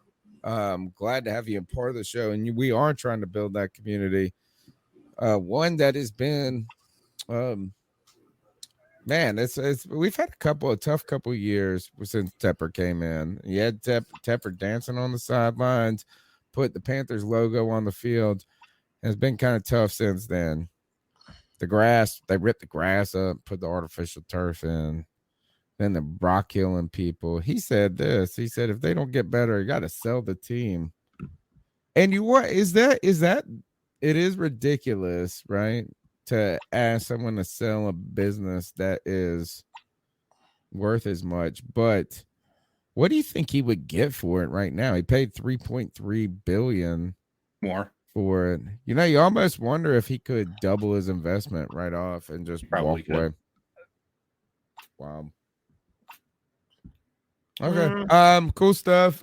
We need some we need to see we're ready for some results, baby. That's what that call says, is we're ready for some results. We're ready for some enthusiasm. If you heard Cody talking about the damn schedule, there ain't nothing to worry. Tepper ain't selling shit. Cody said we're getting 11 and 6 and Matt Corral, baby. Bowl. Jesus. Yeah, all right. Bringing us back to the playoffs. Speaking of Matt Corral, yeah, you destroyed the internet. You know, like in Little Panthers Twitter was a muck. I pick it up and I look at this. And I saw people saying this, is that if either Cody is going to be brilliant in 3 years or be a hot, one of those receipts. Hot takes exposed. Yeah. I hate the receipts, dude. And dude, anybody, look, dude, you have to understand, I don't give a damn. Man. I don't give a damn either way. Like, dude, listen, I like how you have a nutty position, bro. And when I say nutty, it's like Cody comes up in here and he will give you his perspective. Right. And it might not be with the grain. It might be against the grain. It might be this. It might be bold. It might not this. I feel like you're one of that's why we all got your back, bro. You come up here and give real takes. And it pisses people off. Today, you pissed a lot of people off. I did, man. And listen, so this is the tweet that I put out. Matt Corral is a better quarterback prospect as a whole than Bryce Young. It's not even debatable. Matt has a bigger arm, is more mobile, and would have looked just as good playing for Alabama, throwing to Alabama receivers. Stay mad about it. Now, I'm a spicy bitch, so I come at people a little bit confrontational. I invite people to stay mad about it. You did invite it. You did invite with this. You did not need to say, this is where you get them. If you would have deleted, it's not even debatable, and stay mad about it, this would have been like a tweet that just dissolved into the internet. Like, don't you even dare disagree with me. Listen, this is my thing. As one of your co-hosts on the C3 Panthers podcast, my promise to all my co-hosts and to all the viewers is I'm never going to say some shit that I don't believe. Now, I may be wrong. People tell me I'm wrong all the time. People do it on Twitter every day. They're doing it right now as I talk.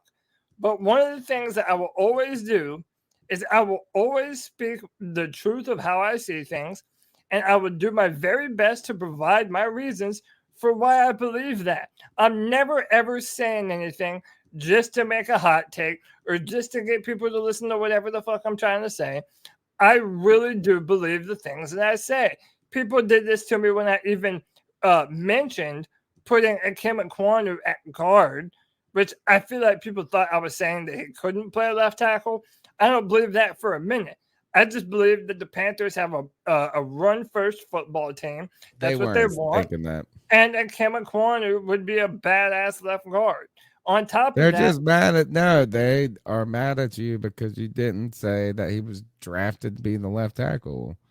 Yeah, they were pretty clear about that one. And listen, like I like how you have a counter take. You're not just doing it to be a hot take. It's not a counter take. You have your take.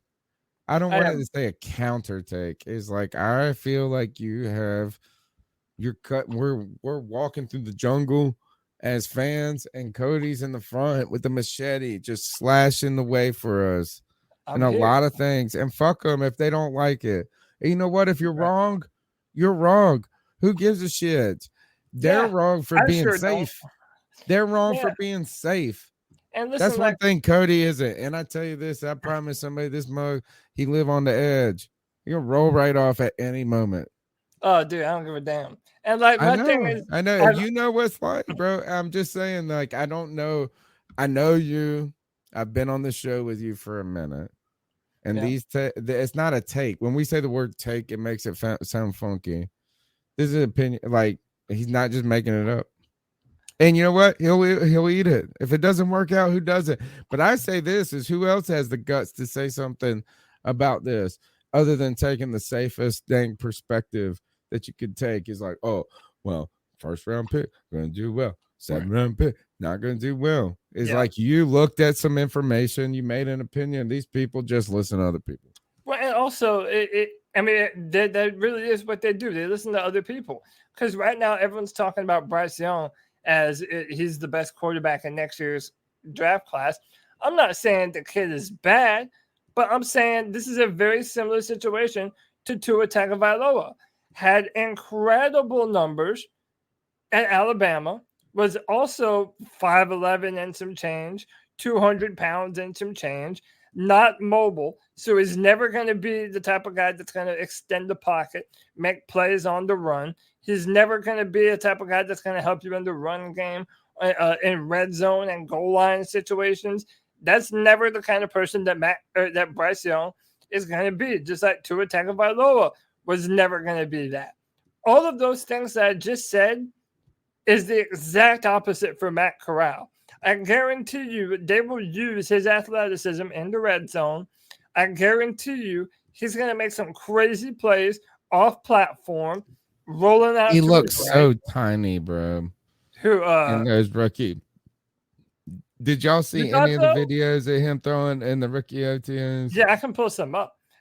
Some people were saying that they looked thought like he looked a little miniature than... person. One of our beat reporters said that he looked like an NFL player out there. Well, that's fine. I'm like, man, I'm not saying like, look, he should look tiny. He's a baby. You drafted a baby. If he looked old and giant, like, then I'll be worried.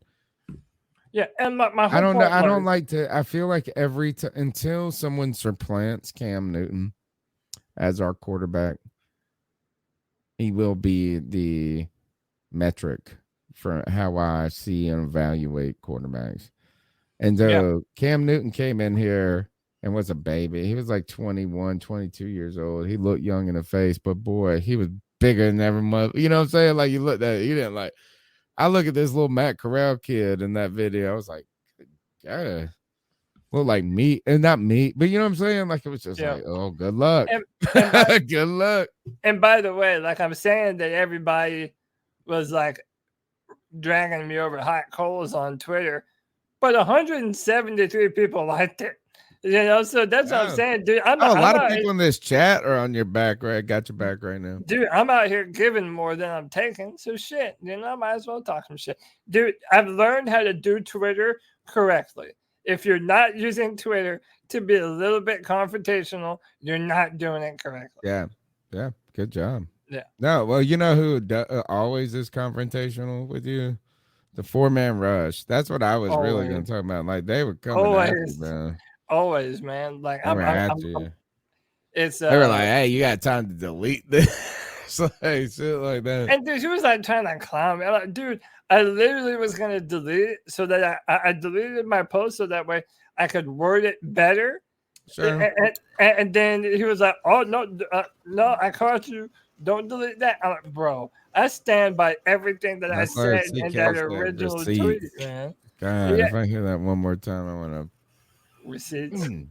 I know, man. I know. Like, first of all, who the hell keeps a receipt anymore? But by the way, people were asshole. Like, you know what? You're the person that's got the wallet you can't sit down on. It's so big, obviously. Yeah.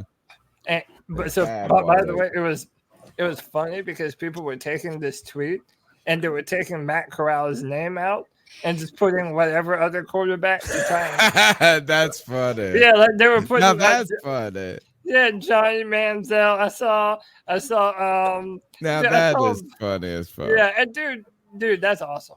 I love that type. No, I like that. Where can we see some of those? Can you show us one of those? Dude, I have to look through my millions of mentions. Yeah. Pull one up for us. Let's go to the next call. The number is 252-228-5098. C3, this is Tyler from Spruce Pine. What's up, Tyler? Just want to talk a little bit about our current roster. And I do think that we have a good roster, but you're always going to be looking for a quarterback until you have a quarterback. The reality of the situation is there are really only 15 guys in the world that can play quarterback in the NFL and do it at a high level. 15 may even be too much. But I think the reality is where we have a decent roster and no quarterback, we're going to be back in the same situation that we've been in until we find that guy. We're going to keep picking around 10 to 12, the 10 to 12 range, where even if we do pick somebody, probably not going to be a quarterback because there's going to be a better prospect on the board. I just think that we're stuck in a rut. I like the chance that we took on Matt Corral in the third round. But again, you're talking about a third-round quarterback. The chances of success for a third-round quarterback to come in and be your savior of the franchise is extremely low. I could see it if we had picked a talent at quarterback. I'm going to stop the call right there because I want to talk about that. Odds. He said this is the chances of a third-round quarterback. Let's just say the chances of Matt Corral coming in or being successful are greater or lesser than Sam Darnold being successful. Isn't that a kind of a real question? Well, I think that this is one with the wording of it where it gets confused, where because he got drafted in the third round, he's automatically a third round talent. Right. Because remember, if a quarterback would have been selected in the top 5, I'm willing to bet you the draft would have gone drastically differently because people would have started scrambling for quarterback. Because nobody did, the quarterbacks fell. I feel it may not have been like that, but I feel like just because he went in the third round doesn't mean he's a third round talent. I mean, people were looking at him as being a first round talent, being drafted in the first round. So, well, he really is a third round talent because he went in the third round, technically. Yeah, that's what I'm saying. Technically, yes, but there's the more. The question is, if we would have drafted him at 6, the expectation would be different, right? And there were legitimate conversations about us drafting a quarterback at 6. Mm-hmm. It Which wasn't in just hindsight, us think about fan that. conversations. It wasn't just us on the. It was not just the C3 Panthers podcast. But Think about what if we did that? Like, what if we had taken the quarterback at 6? Yeah, what if we were just taking Matt Corral at 6? Think about that. We'd still be in the exact same shit that we are all the time because we didn't get a guy like, Icky or, I mean, like, at least we went about it the way we did. And I agree. But what does it change about Matt Corral, though? It does. Honestly, if anything, it gives him a little bit less pressure, right? He said it put a chip on his shoulder. He said it put a chip on his shoulder, and he was mad about getting drafted 3rd round, the fall of the 3rd round. So that guy, he went, and he took his family. They went. He thought he was going in the 1st round. That's and Malik. Both of them. You guys think like, let's not just act like we fools on the internet, because people are like, oh well, man, no scouts gave them those drafts and those grades. Well, yes, they did, because there's a reason Matt Corral and Malik Willis were both at the draft. Right. Like, they didn't go there to get humiliated. Hey, check the receipts, right? Go back and look at the mock drafts. Go back and check the receipts, and then you do it. All right. Do you got one for me, Cody, or are you going to go to the next call? Yeah, I got one. I want to see this. I feel like we have to explain to everybody what your mouse is like about this. They don't know. No, you know what? No, don't. No one had, literally, you're the only person. No one has asked me. I've had it on 3 shows now. And he no loves one has said milkshakes. He loves milkshakes. Hey, how about this? This is a vape. Dude. That's his milkshake machine. Yeah, no, this is a vape. Don't worry about it. But no, look. So this is my. So this is one of them. This dude put Blake Barnett. Watch his mouse too. So Blake Barnett is a better quarterback prospect as a whole than Bryce Young. Who is Blake Barnett? So he was once upon a time, he was a very highly rated prospect. He went to Alabama. That's funny. It transferred out. That's super funny. Yeah, and then look, this dude. But how did it become a thing? And it goes, it's a copy and paste that I derived from a Matt Corral tweet. So it's like, and dude, I'm telling you, like, we gotta get him on the show. No, dude, come on, he's gotta come on. That's funny. One of them, but but dude, I saw more. One of them was Desmond Ritter. Let's go back and look at it one more time. It is. I saw a Johnny Manziel one. Dude, it was hilarious. I love it though. I love it. This is so awesome. That's how cool you are, man. I've never had anybody do anything this thoughtful for me on the internet.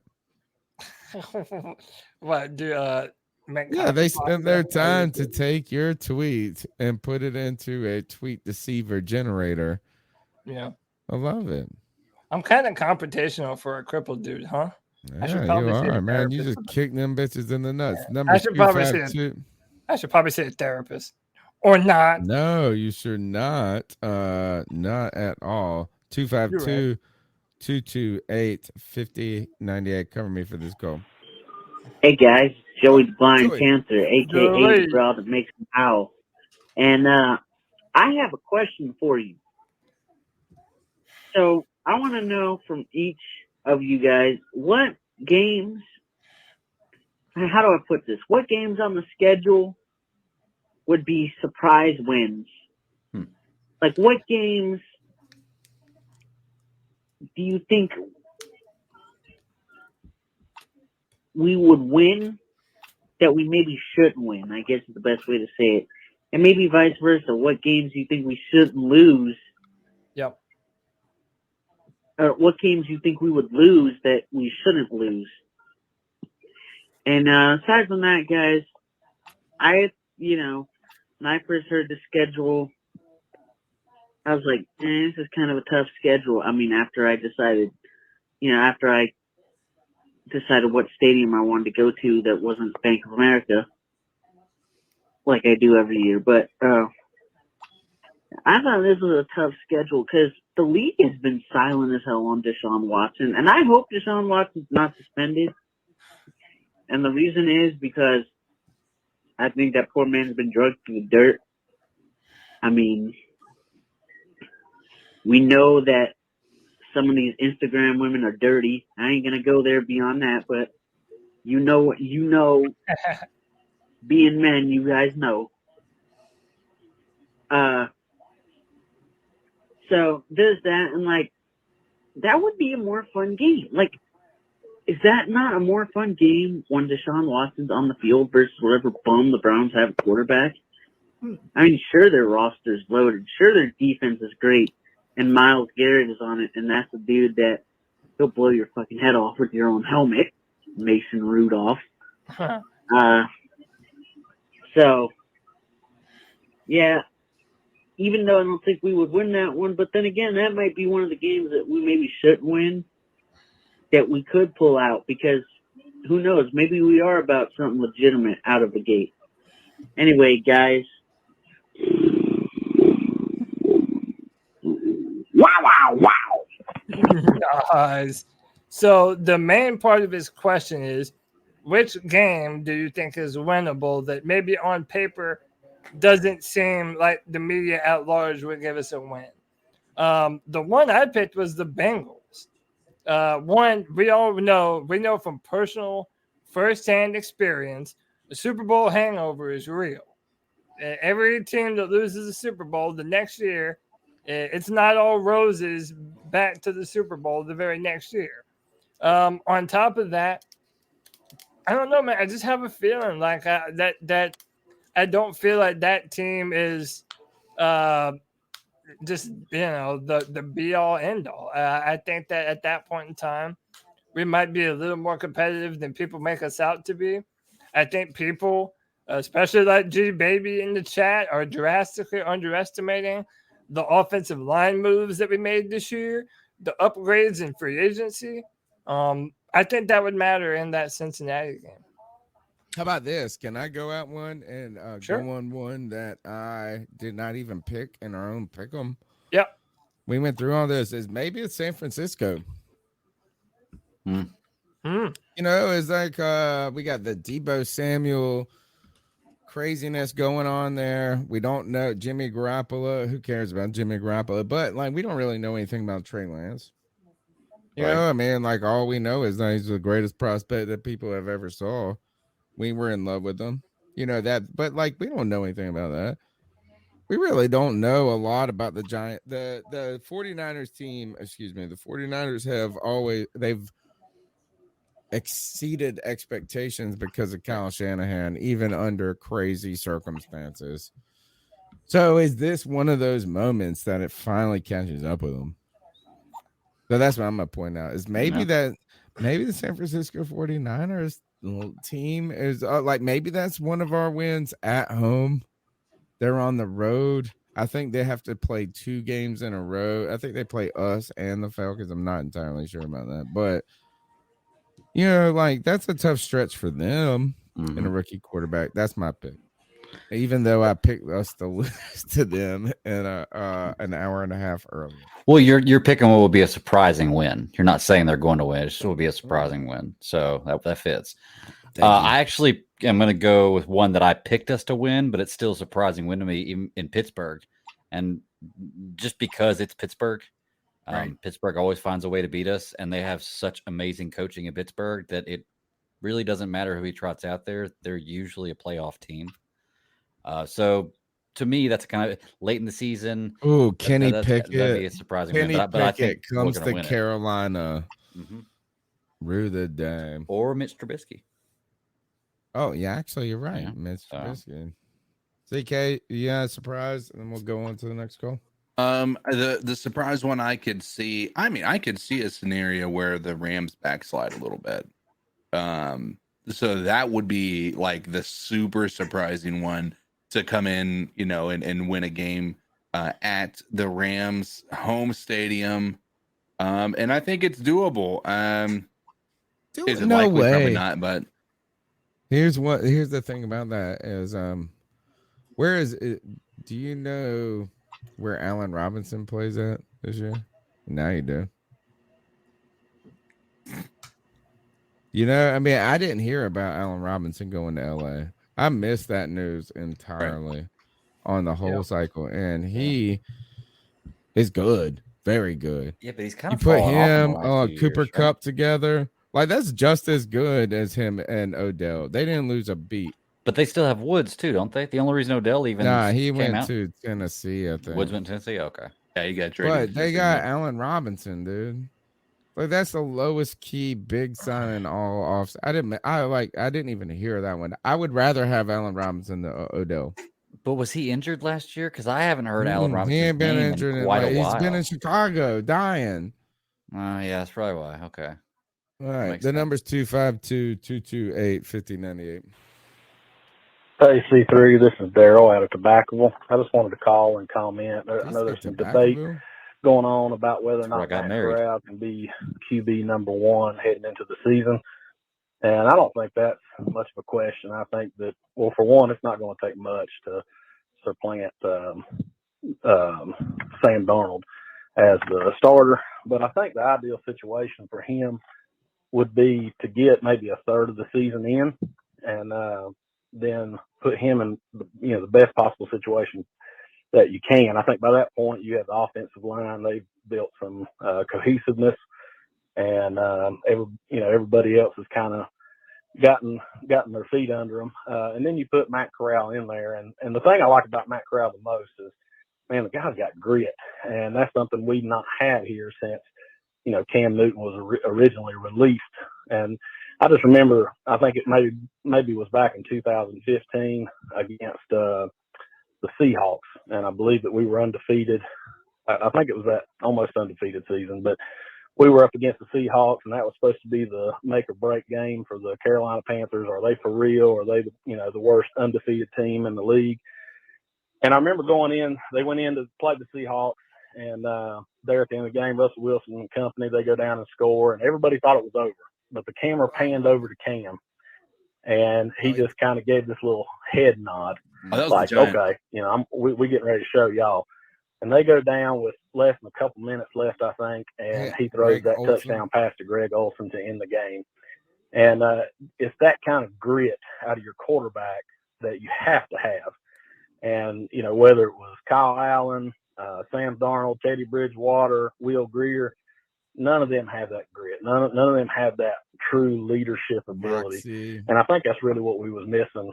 We've been missing at that quarterback position. And Matt Corral seems like he has the attributes, and he's definitely got the grit. So if he can put it together and we can put him in 5 or 6 games into the season, not rush him, but just let the other guys, the offensive line, get it together and get used to working with one another, I think we could have a franchise QB on our hands here. But I'll have one other call because there's one other comment I wanted to make. Appreciate it. This is Cody Lashney disciple, obviously.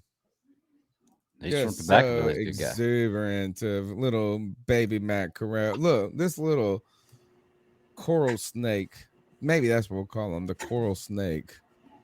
Look, I hope he is going to be great. And just, again, the measuring stick of Cam Newton is so hard to be against. Is this little baby boy could barely see over the podium. He was great. He was great. You know what I'm saying? Like he did. I was thinking about this is that he came into his rookie mini camps. He did all this. He was honest. He was charismatic. He was. If I was Matt Corral and I walked away from that podium interview, I'd feel very good about my performance. I don't think Tony Dunn, would have done better. You've seen me on this stupid ass podcast. I've done way worse. It was just Cam Newton was just it was like Bo Jack. It was just being around something that was incredible. So Matt Corral's gonna have to go out there and convince me. I'm rooting for him. I'm rooting for him. I hope he's great. But when you saw Bo Jackson play, you were like, good. But look, we have to turn the page. Like Panther fans, we have to turn the page. And it would be very unfair to all parties involved to make all these different comparisons. And I know that a part of it is inevitable. Like it's going to happen. Yeah, but when are you going to be overly impressed? You know what I'm saying? I've seen the biggest stud in the room before. I got to be. You can't compare Matt Corral to Cam Newton. I have to. I have nothing else to compare him to. I understand that, but what I'm saying is they're very different. Because okay, look, how about this, Tony Dunn? I think you've even talked about it before, right? Let's say Matt Corral comes in and he starts lighting up the field. Okay, Right.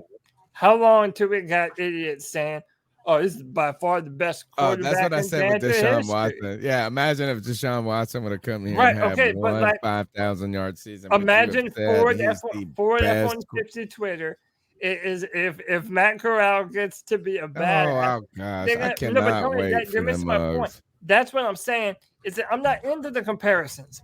I'm not into that shit. I am. What I'm just saying is this: I'm gonna let Matt Corral be Matt Corral. I'm gonna let him play his own style of play.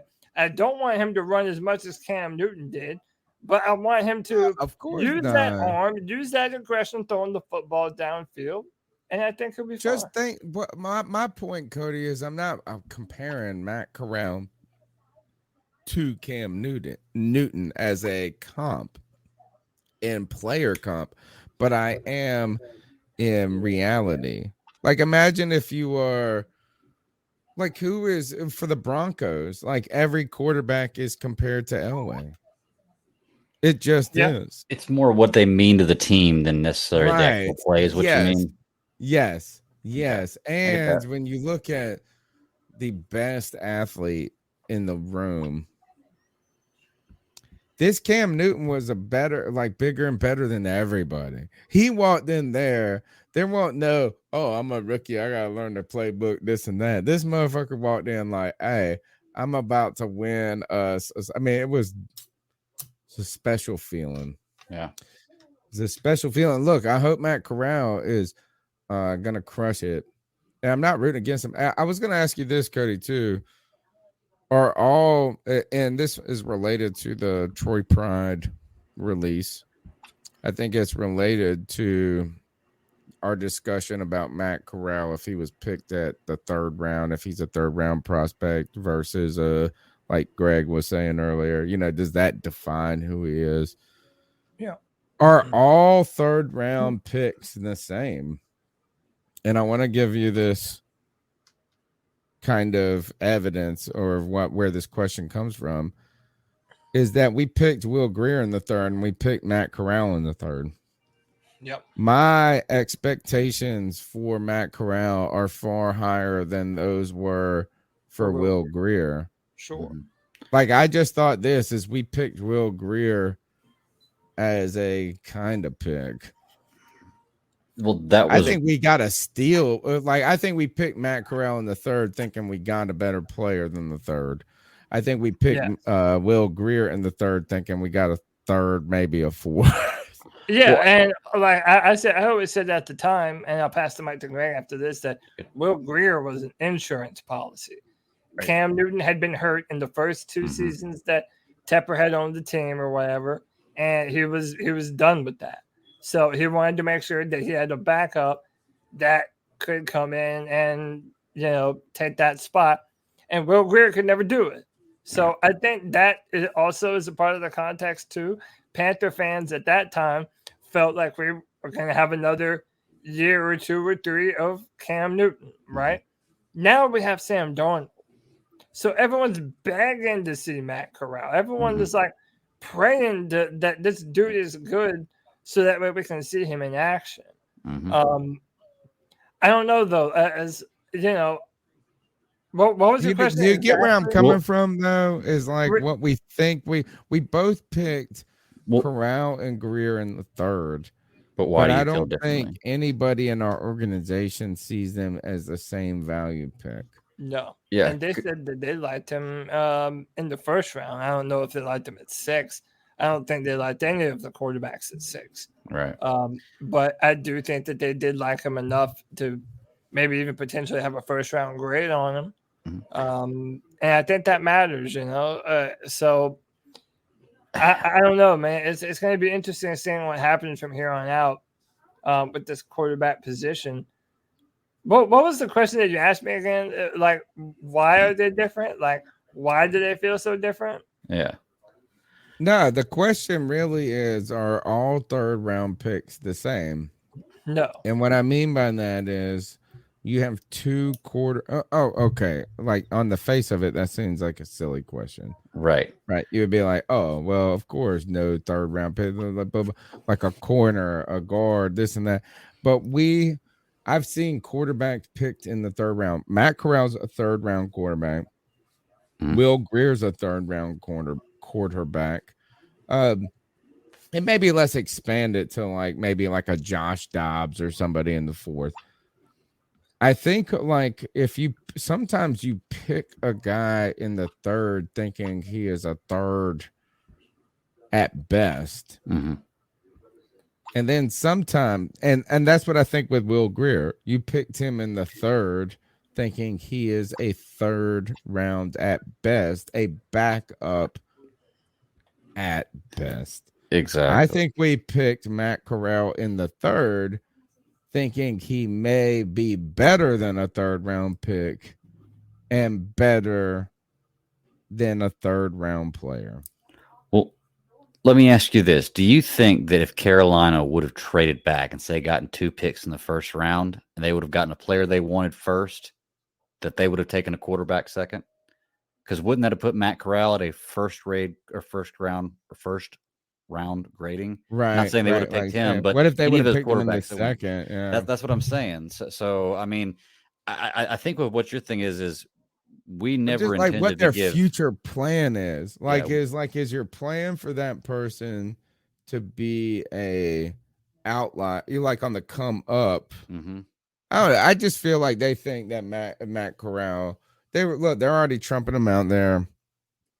We'll see. We'll see. We never intended I Greer to think be. that they are putting more stock in him than they did in Will Greer. Will Greer was a third round pick.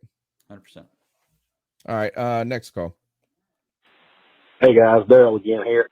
The other comment I wanted to make was I just listened to last week's show, and I think y'all were talking a little bit about Davante Brown possibly being the odd man out on this offensive line.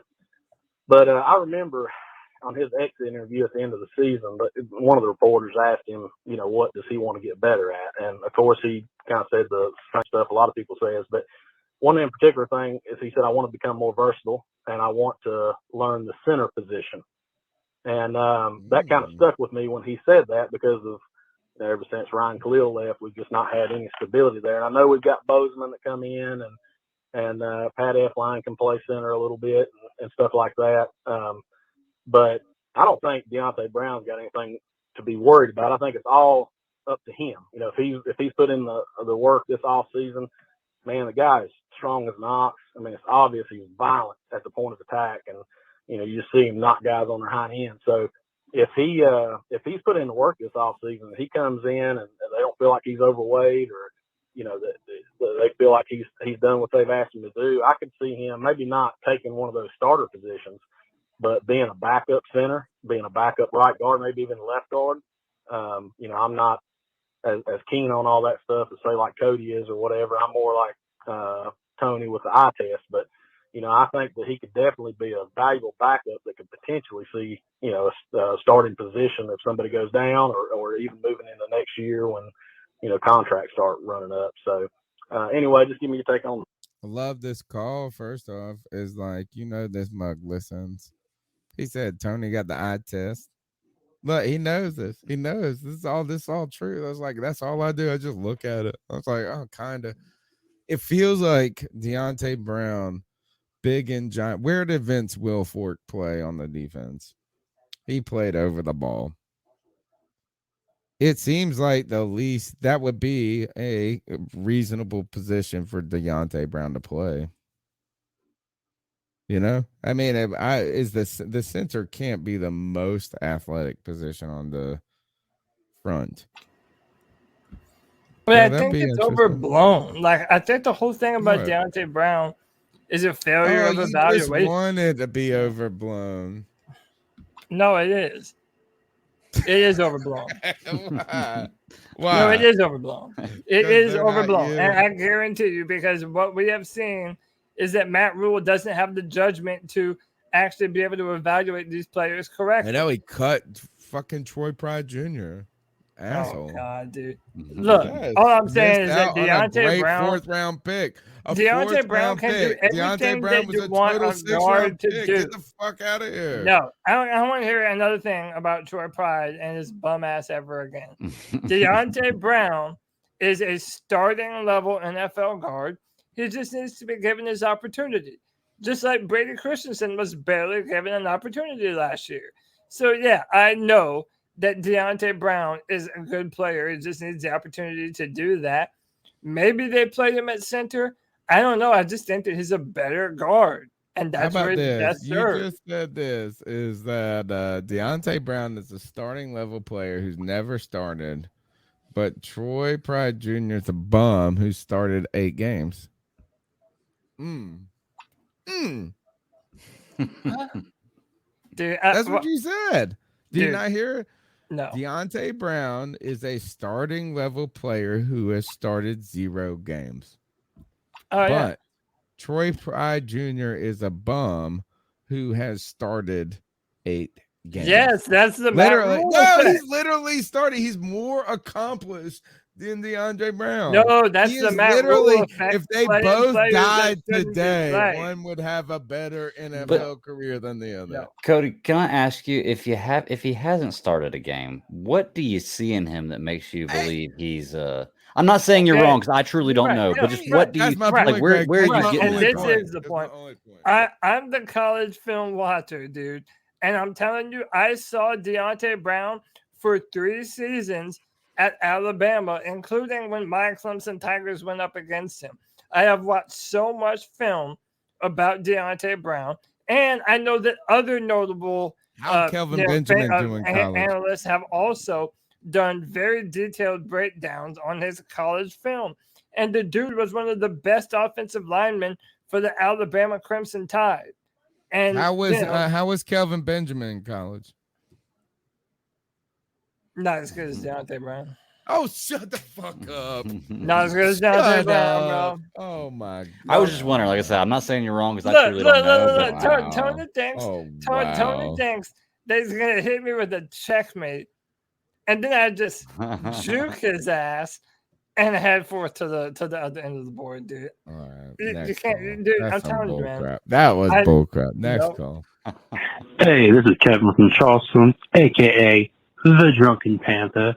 Oh. There ain't really much to talk about until training camp, but apparently ESPN has us ranked dead last, which I ain't too mad at because every time we're expected to do absolutely nothing, we do something. And every time we're expected to do something, we don't do shit. My biggest worry right now is who else is going to be that defensive end for us. I want Clowney to come in. I think we got the money and everything else, but we need another defensive end, another linebacker. I think we'd be good for the rest of the year. But those are my thoughts. Signing off, a.k.a. the Drunken Panther, a.k.a. White Chocolate Espresso, a.k.a. Mr. Good Bar, all right, a.k.a. Semicolon the God, a.k.a. Mr. Big Head, dude, and finally, a.k.a. Tex McGee. Peace. I think you get one nickname, bro. Instead of we got the growl that makes the roar. We have the voice growl that makes them howl. First, we have the voice that makes them moist. Our very own. Okay. Then we have the growl that makes them howl. That's Joey. And then there's another come up on the way. We need to make the drunken. He needs to just throw up at the end of every call if he's gonna be the Carolina. All right. I'm interested to see what he was saying about they were ESPN had them as dead last. I'm just wondering, like as what, like overall, because that's weird because we apparently had the second best defense. We had like the fourth best draft this year by ESPN, and we've done nothing but improve. I'm not saying he's wrong because I didn't see the article, but I just wonder where we would be, why would we would be ranked last? Because I think a lot of teams, even with us last year, that were worse. At least put us 29th. Yeah. So I just wonder what that means. If it was like dead last in a category or overall. That's a good question. Who are we better than? This year or last year? No, this going into this year. I think we're better than Like, what Atlanta teams are and New worse Orleans. than us? I think we're better than Detroit, New Orleans, Atlanta, New York Giants, New York. So you said maybe Detroit, the Jets. You said Detroit, Atlanta, and the Jets. And not the Jets because they had a good draft. Maybe New Orleans. I think we're better than New So Orleans. that's 3. Anybody else got another team? I think that Jags. Did we say the Jags? Yes. No, I didn't say the Jags. But that's another team. Can I have you repeat the question? Who are we better than? Who are, like, if we're not the worst team in the league, who are we better than? Yeah. So Jags. I would say Atlanta Falcons, Detroit Lions. I'll say Jacksonville. I would say, Seattle. I say we're better than Seattle. Okay, I'll agree with that. Yeah, better than Seattle. Right.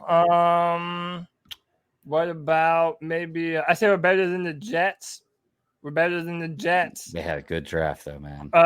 Yeah, they did, but I think we're better than the Giants. Yeah, even though we lost to them, I think we're better than the Giants. Let me see, man. Who else am I missing the here? Texans, maybe. Okay, Texans. How about the Bears? I think we're better than the Bears. Yeah, I mean, I would put the Bears way back up on the list. You know what I'm saying? Yeah. Like, yes. Like, so you see what I'm saying? Like, once you actually start to do the math, like the Panthers. Somebody said the Commanders. Look, JD54 said Washington. Yeah, Commanders. Maybe the Vikings. Chicago. That's the one. How was Chicago not at the bottom?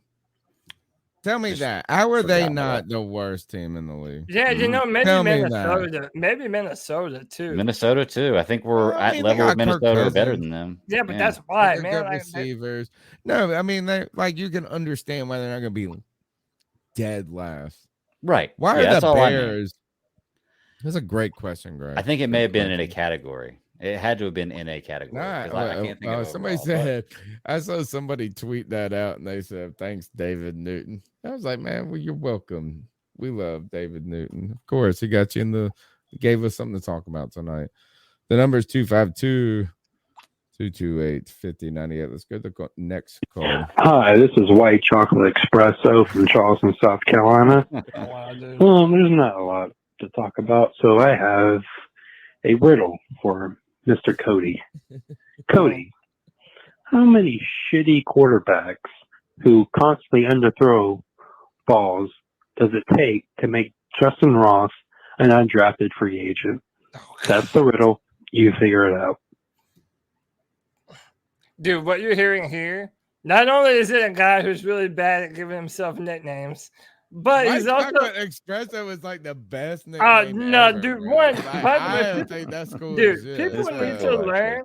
I think it's dope as fuck. Dude, I was about to come up in here and be like, that's a great nickname. And the first thing Cody leads with is he's bad at giving himself nicknames. Pick one, dude. No, you have to pick one. You don't get to have a million. You're either the Drunken Panther or your White Chocolate Express. Oh, nah. Pick one, bro. But first and foremost, this is just a call of a salty-ass South Carolina Gamecocks fan who hasn't won anything in fucking years. And the best thing that he could hope for is that their reject quarterback, Spencer Rattler, can do something this year. Nah, he misses that Garcia. They had a guy named Garcia that played quarterback for them like 10 years he sucked too. He's a Gamecock. He's like 90 years old. Hey, real quick, before we go on to the next call, we didn't mention it in the other call. Someone mentioned Jadeveon Clowney. Yeah, that was Kevin. Of course it is. A Gamecock. So what y'all think about that? I'd take it. Okay. We have cap space. We need a good defensive end. He's got, little tread left on his tires, I think. I mean, I would take him. Why not? I mean, if anything, he's going to give experience in the room. He's never really underperformed. Good fit for this line and what we need, like scheme wise, right? Like an all-around defensive end. Well, but like he's not a liability in the run, and he is strong in the pass rush. Mm-hmm. The problem with this defense is that they've had guys that when you're on running down on rush on like they're rushing the ball, that like they take away your best asset, which is like when we had Hassan Reddick and Brian Burns out there and they just wanted to run at us. Those two guys, like they were too good to take off the field, but also not the best players at that moment. So Clowney would give, I think, some balance to a Brian Burns type player that Hassan Reddick didn't. But then the question is this: he's he's struggling with injuries. No problem.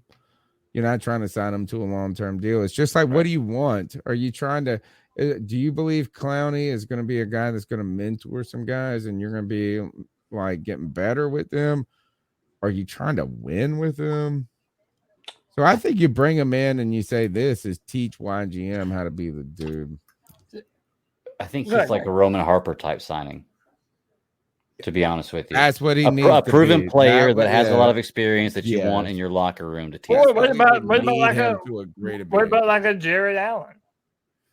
You know, I mean, another defensive end position. Yeah, but see, here's the thing: is that the only thing I don't like about these comparisons is Jared Allen was a Hall of Fame player right then. You know what I'm saying? Like he was on the back. He was a guy that you're bringing in there that's going to produce and bring that to your team. I just don't know enough about Clowney and what he's been through and his attitude. Like, is he going to be a guy that has that kind of aura to him? I just don't know. Maybe he does. But I'm not ready to compare Clowney to Jared Allen. I'm not ready to compare Clowney to Peanut Tillman. You know, it's like they are. He's been very good, but he has not been great at their levels. It's not like Julius Peppers. But great. Okay. Tell me I'm wrong. Jadeveon Clowney wrong. Is all right, dude. Jadeveon Clowney is like the perfect signing for us right now. Because one, he's a good sign. One, you're losing Hassan Reddick. Okay, that's a lot of production. But number two, our coaches have mentioned that we need to do better setting a physical edge and defending against the run. I think Jadeveon Clowney goes a long way in doing just that. On top of that, you're not going to be dependent upon him. So it's not like Khalil Mack going to the Chargers or Von Miller going to the Bills. You're looking at a situational player. He's going to be able to come in, be a starter. But even if it goes down due to injury, you have Marquise Haynes. You have YGM. You have Lulu even. You have other dudes that you'll be able to fall back on at that position. And the Panthers have the money to do so right now. We have the most free agent dollars in the NFL right now still. So why not use that money and upgrade the trenches? That's where the football games are won and lost. Look, he said, oh, go ahead. Yeah, I was just going to say, I mean, let me ask a question before we jump into this. What do you see as YGM's role on this team? Good question. I would say, I don't know. I'd like. Given what they think about Deontay Brown, he should be Julius Peppers with a bigger dick. YGM should be. I mean, honestly, I kind of think he's another one of those players that hasn't been given the fullest opportunity. He's been hurt. Yeah, he got injured last year, didn't he? So can we even agree? Phil Snow said it. Can we agree that bringing in a Clowney would limit his ability to have that same opportunity? I mean, Possibly. yeah. I mean, at the same time, you're still going to be giving him opportunities. It's just you're going to have Jadeveon Clowney as a part of it, Right. I think he shined last year. Or he would give him at least a 6-game opportunity because he's going to be hurt for 6 games. Who's maybe Jadeveon Clowney or Grossman? Yeah. Oh, yeah, look. Actually, no. I hope they're not hurt the same 6 games. Look, I'm going to say Jadeveon Clowney is not injury prone. He's played for 6 years. He got injured his rookie year, and then he got injured in 2020. Other than that, he's played 15 games at least every season. He's not really that injury prone, and he's gotten 9 sacks almost every season. Except, so I mean, he's 9 sacks. I'll take that. I don't know. I just kind of Yeah. wonder if it means if we sign Jadeveon Clowney, what does it mean for what we think about this team? It means that they don't think that any of these young prospects are the real deal. They don't think that Frankie Louvu is the guy. They don't think that, Or does it mean that they think they're good and they need to get way better? No, because YGM is on the back end of his rookie contract, right? And then you have Marquise Haynes, who was brought in for one more year, I think, right? He's on the 1-year deal. I mean, these guys. I mean, here's the thing: is this is the time to find out whether they're going to be good or not, right? And they've had some years to develop. They've had some years under Phil Snow's defense. Last year it was the Brian Burns and Hassan Reddick show, and I think it's time for them to be able to get a shot. I mean, like I said, I think that it would just be way too expensive. I mean, I say way too expensive. I don't know what the market's going to be. It feels like it would be more expensive than we need to have when we have guys like that in the back end who could possibly come in here and show that they're able to do something a little bit better than what we've seen because they haven't been given a real opportunity. We still have 97 people watching. Thank you for your time and your support. I want to ask this question to you guys before we go to the next call. I want the chat room to respond, then we'll go to the call. And I'm trying to feel like I got to phrase it in the right way. It's kind of like a Troy Pride question. Ooh, your pride question. This is your pride and joy. Who was the pride and joy player that you thought was going to be good that wasn't? And someone who could have been good for a moment. It could be a Kelvin Benjamin. I will tell you this. I've got my player right here, my pride and joy player, Coney Ely. I knew you were going to say that. Coney Ely, if the Panthers win the Super Bowl in 2015, the 2015 Panthers, if they win that Super Bowl, Coney Ely is the MVP. He had a game that was equivalent to Von Miller. He had 2 sacks, a fumble recovery, interception, all of that. He did all of that. And the next year, the Panthers gave him the starting defensive end role. They said this is this is your job. You were about to be MVP last year.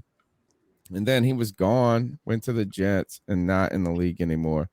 Who is your pride and joy player, chat, of a guy who you thought was going to be good, was even good for a moment? It could be a David Geddes type question for you. The number is 252-228-5098. Let's go to the next call. Yo, what's the C3 is JD54. I don't know if y'all spoke on it. I just tuned in a little bit ago. But I had a possibly unpopular idea.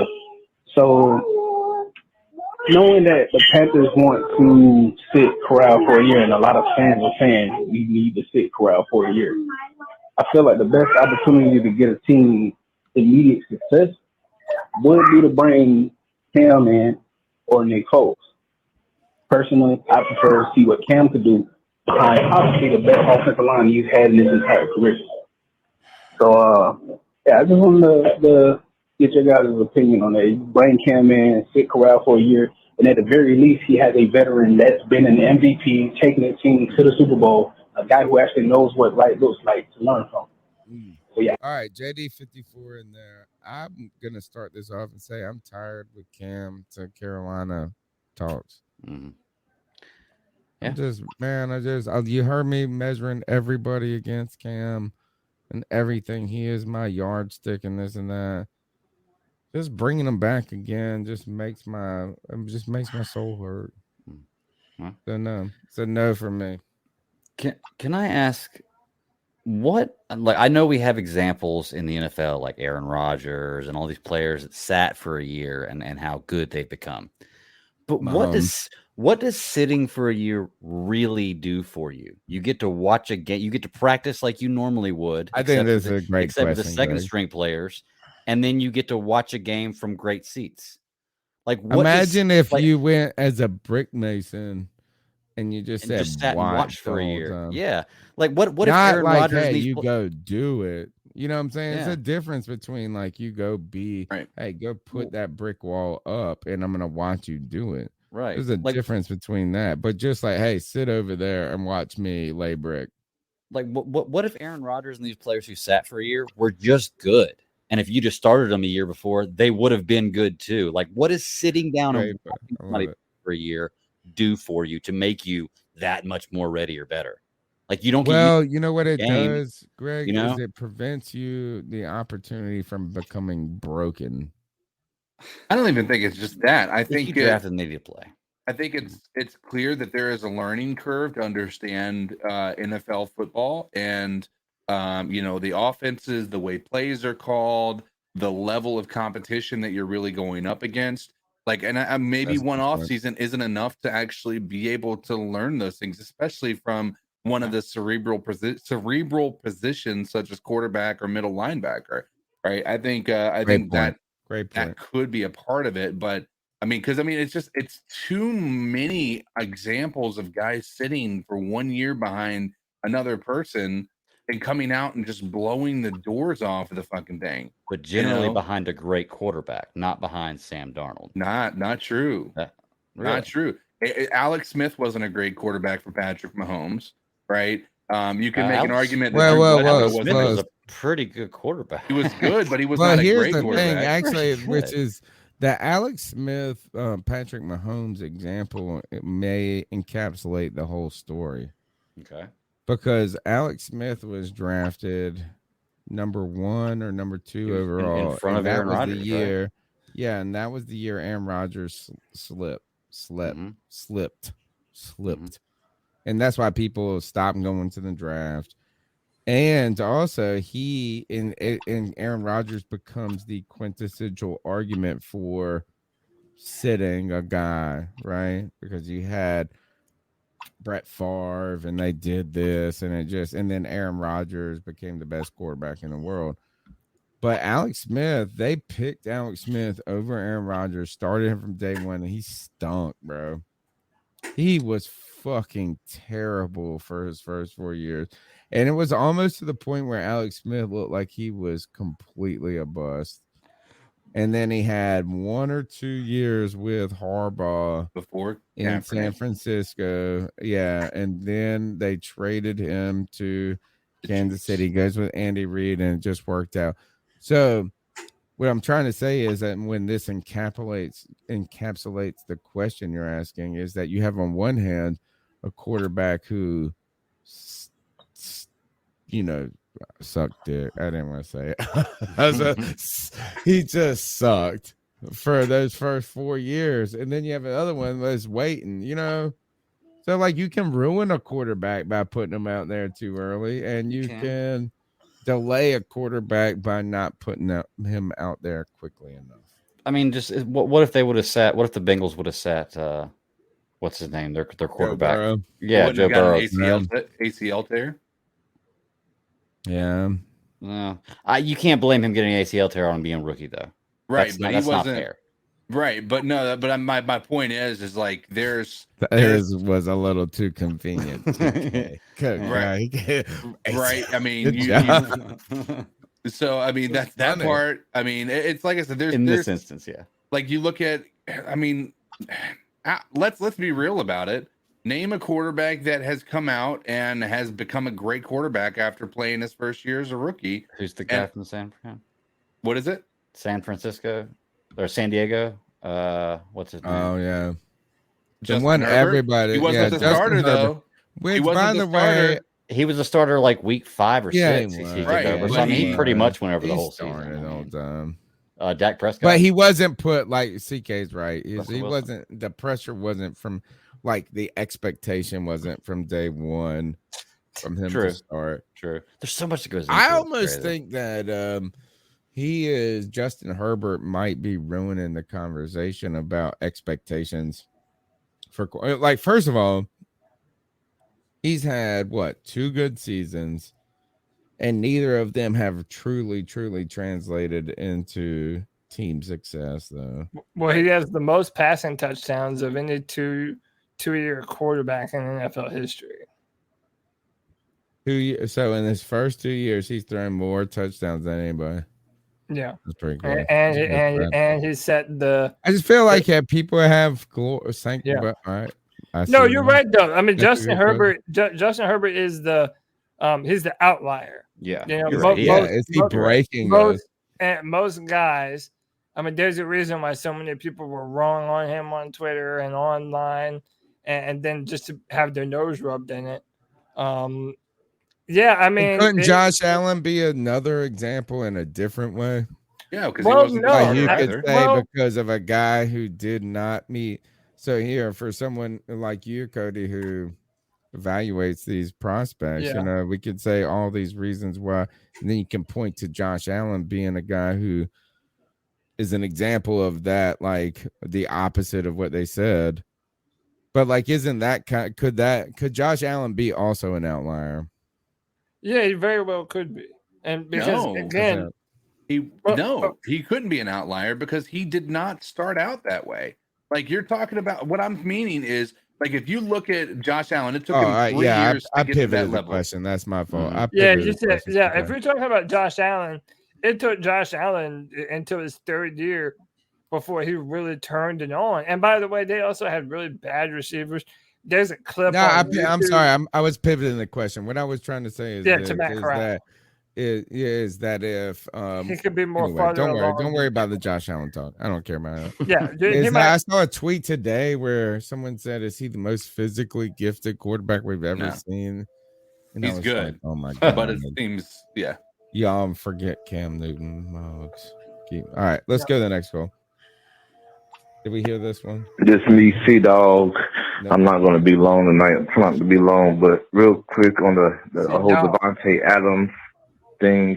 I can't believe we drafted Kelvin Benjamin, who wasn't even a top 10 receiver in his draft class.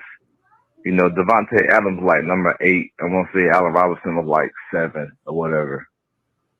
That was just, just imagine, like Cody said earlier, I was listening to the show while I got off work on the way home driving.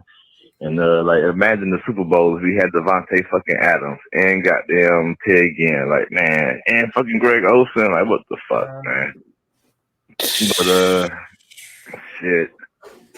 Then Cody talking about goddamn Matt Corral better than Bryce Young. He might need to pump his brakes on that shit. I don't know all about that. But we got to see. They need to go ahead and let Matt Corral goddamn start, man, and goddamn cut Sam Donald be done with his ass and bring Cam back. That's just my personal opinion. What else? That's about it, man.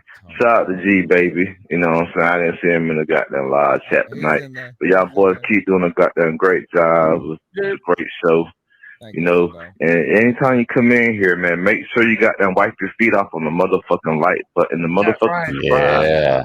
Shit is motherfucking free, man. These dudes goddamn consistent. They do a show every Tuesday and every goddamn free for all Friday. But y'all fellas keep up the great work. Like, subscribe. This shit is free, man. It's fucking free. Thank you, C-Dog. C-Dog understands exactly what's about. Mm-hmm. Consistency.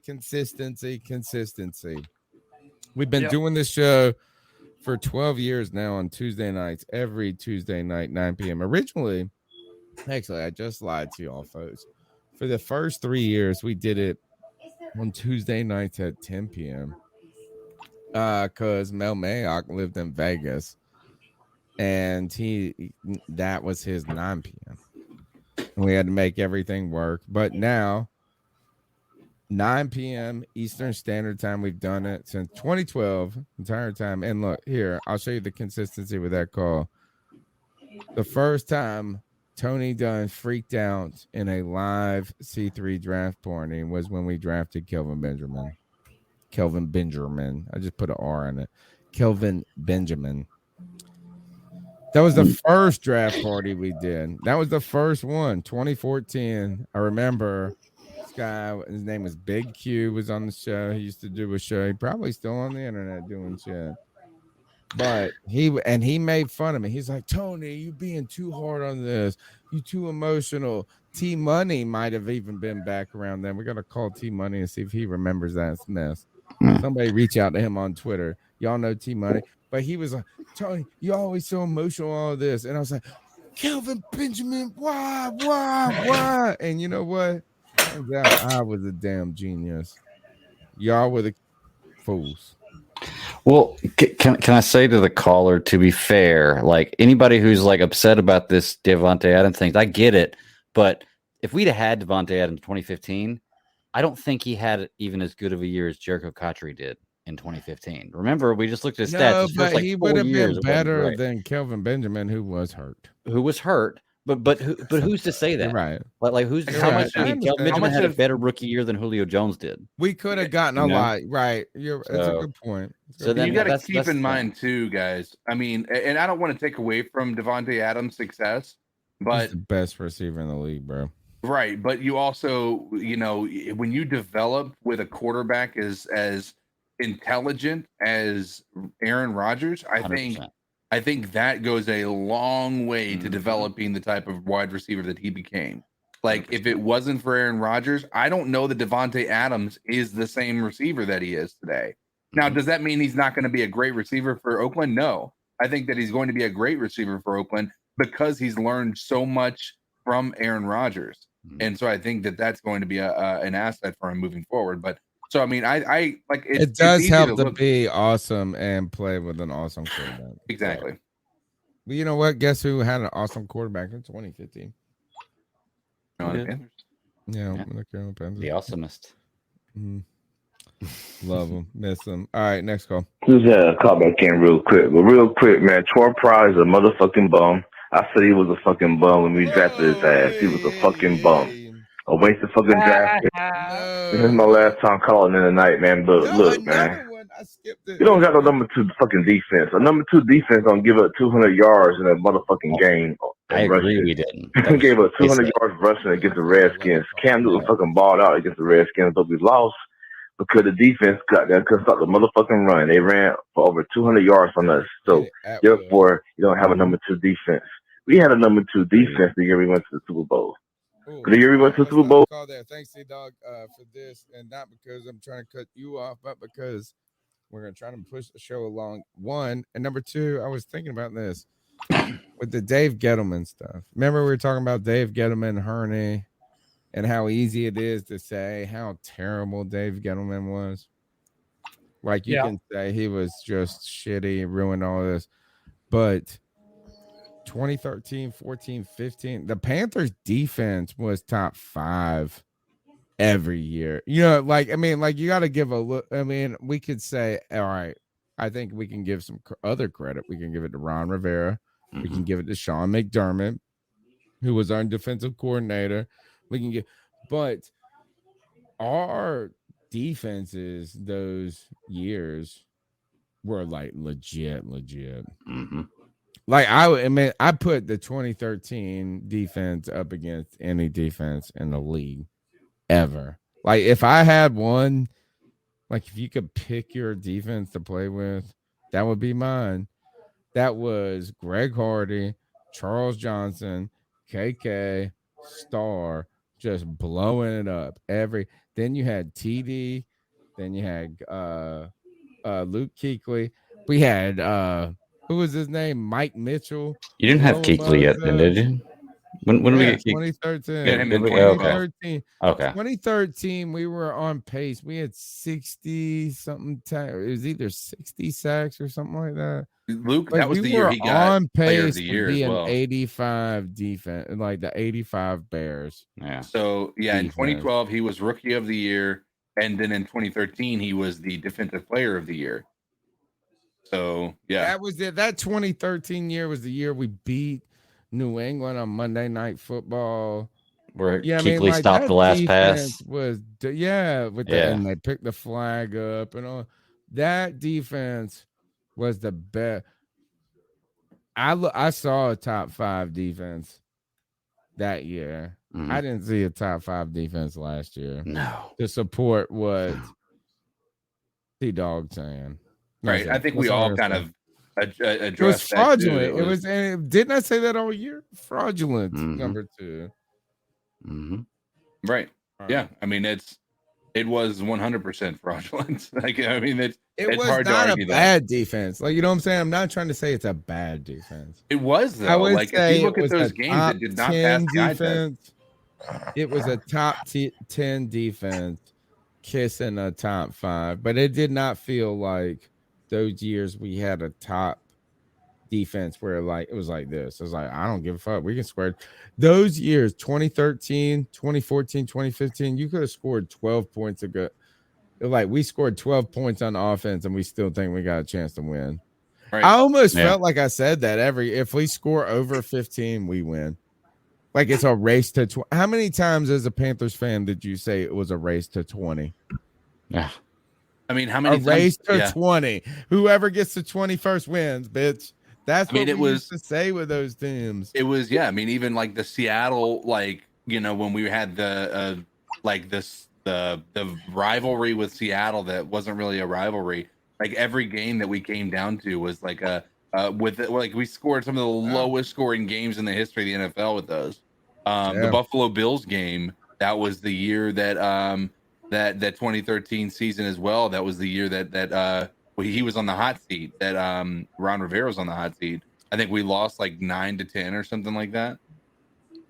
Race to 20. I was a little disappointed with the chat room's participation in my player who could be great conversation. So someone say Greg Hardy. Thought that was all right. The chat room's having their own conversation most of the time. Talking about and not that they didn't participate. I'm trying to think about this. I think Kerry Colbert could be on that list. You know, like there's a couple of people that we got to go back. You got to go deep into the well sometimes. Dwayne Jarrett. Yeah, a lot of I expected him to be a good wide receiver. I thought David Geddes, man, was gonna do it, man. That guy was awesome if he had a hamstring. But Joe Adams, whenever his rookie year, like they pumped his rookie year, like the punt return from Arkansas. Dude, I have like 17 Joe Adams rookie autographs. Like they put so many Joe Adams rookie autographs in that year's rookie cards. Swole Bones. We had this one. God, what was that tight end we had? His name was Swole Bones. Swole Bones. I have a signed Cam Wow from him. And he was just so jacked. Like he was like, oh, he's gonna be the next fucking, and he didn't do shit. Yeah. I would also say Josh Norman for that pick. I was always a fan of his, and he struggled in 2000. But he actually did shit. He had one. Yeah, I know, but like the way it may not be a good answer. Then but like, well, he had that one big year in 2015. He started to show up in 2014, but if y'all remember, I think it was in like 2013 or 12. Norman got benched, and they put his Buffalo game. Yeah, and he was not looking good. And at that time, you know, people were kind of hopeful about what Josh Norman could be, but we kind of thought he was too hot-headed and they just wouldn't play his assignments correctly. And that's kind of what I felt like at the time. But then he turned it on, and then the way that it ended in Carolina and his NFL career just as total. You know, he hasn't really done much since leaving the Panthers. Funches is in there. Matt Khalil in there. I expected Matt Khalil to be the answer. I was like, oh, Tony, I'm surprised that you haven't said either Damiere Byrd or Cameron Artis-Payne. Oh man, those boys, they exceed every expectation you ever lived in, bro. What's with you and falling in love with these average ass players, man? Troy Price. No. How about this? Damiere Byrd, more accomplished. Who's your favorite player? Gardner Minshew. DeAndre Brown. Pick your player, DeAndre Brown. I want you to pick these boys, whoever you love. Damiere Byrd, more accomplished. How about this? Damiere Byrd is more accomplished than Terrace Marshall Jr. by a million miles. Yeah, but only by longevity. I mean, he's been in the league for not by longevity. Years. One game. One game. Like you look at his rookie stats. Look at the rookie stats. Just rookie stats. Dude, I'm just saying. Pull up. You're talking about this. A number 2 round pick. A number 2 pick versus an undrafted. Pull up, my man. Damiere Byrd will make little Terrace Marshall. He will chirp his balls on Terrace Marshall Jr.'s face. Listen, a stiff breeze could tear Bird's collarbone in half. Okay, no, you're lying, dude.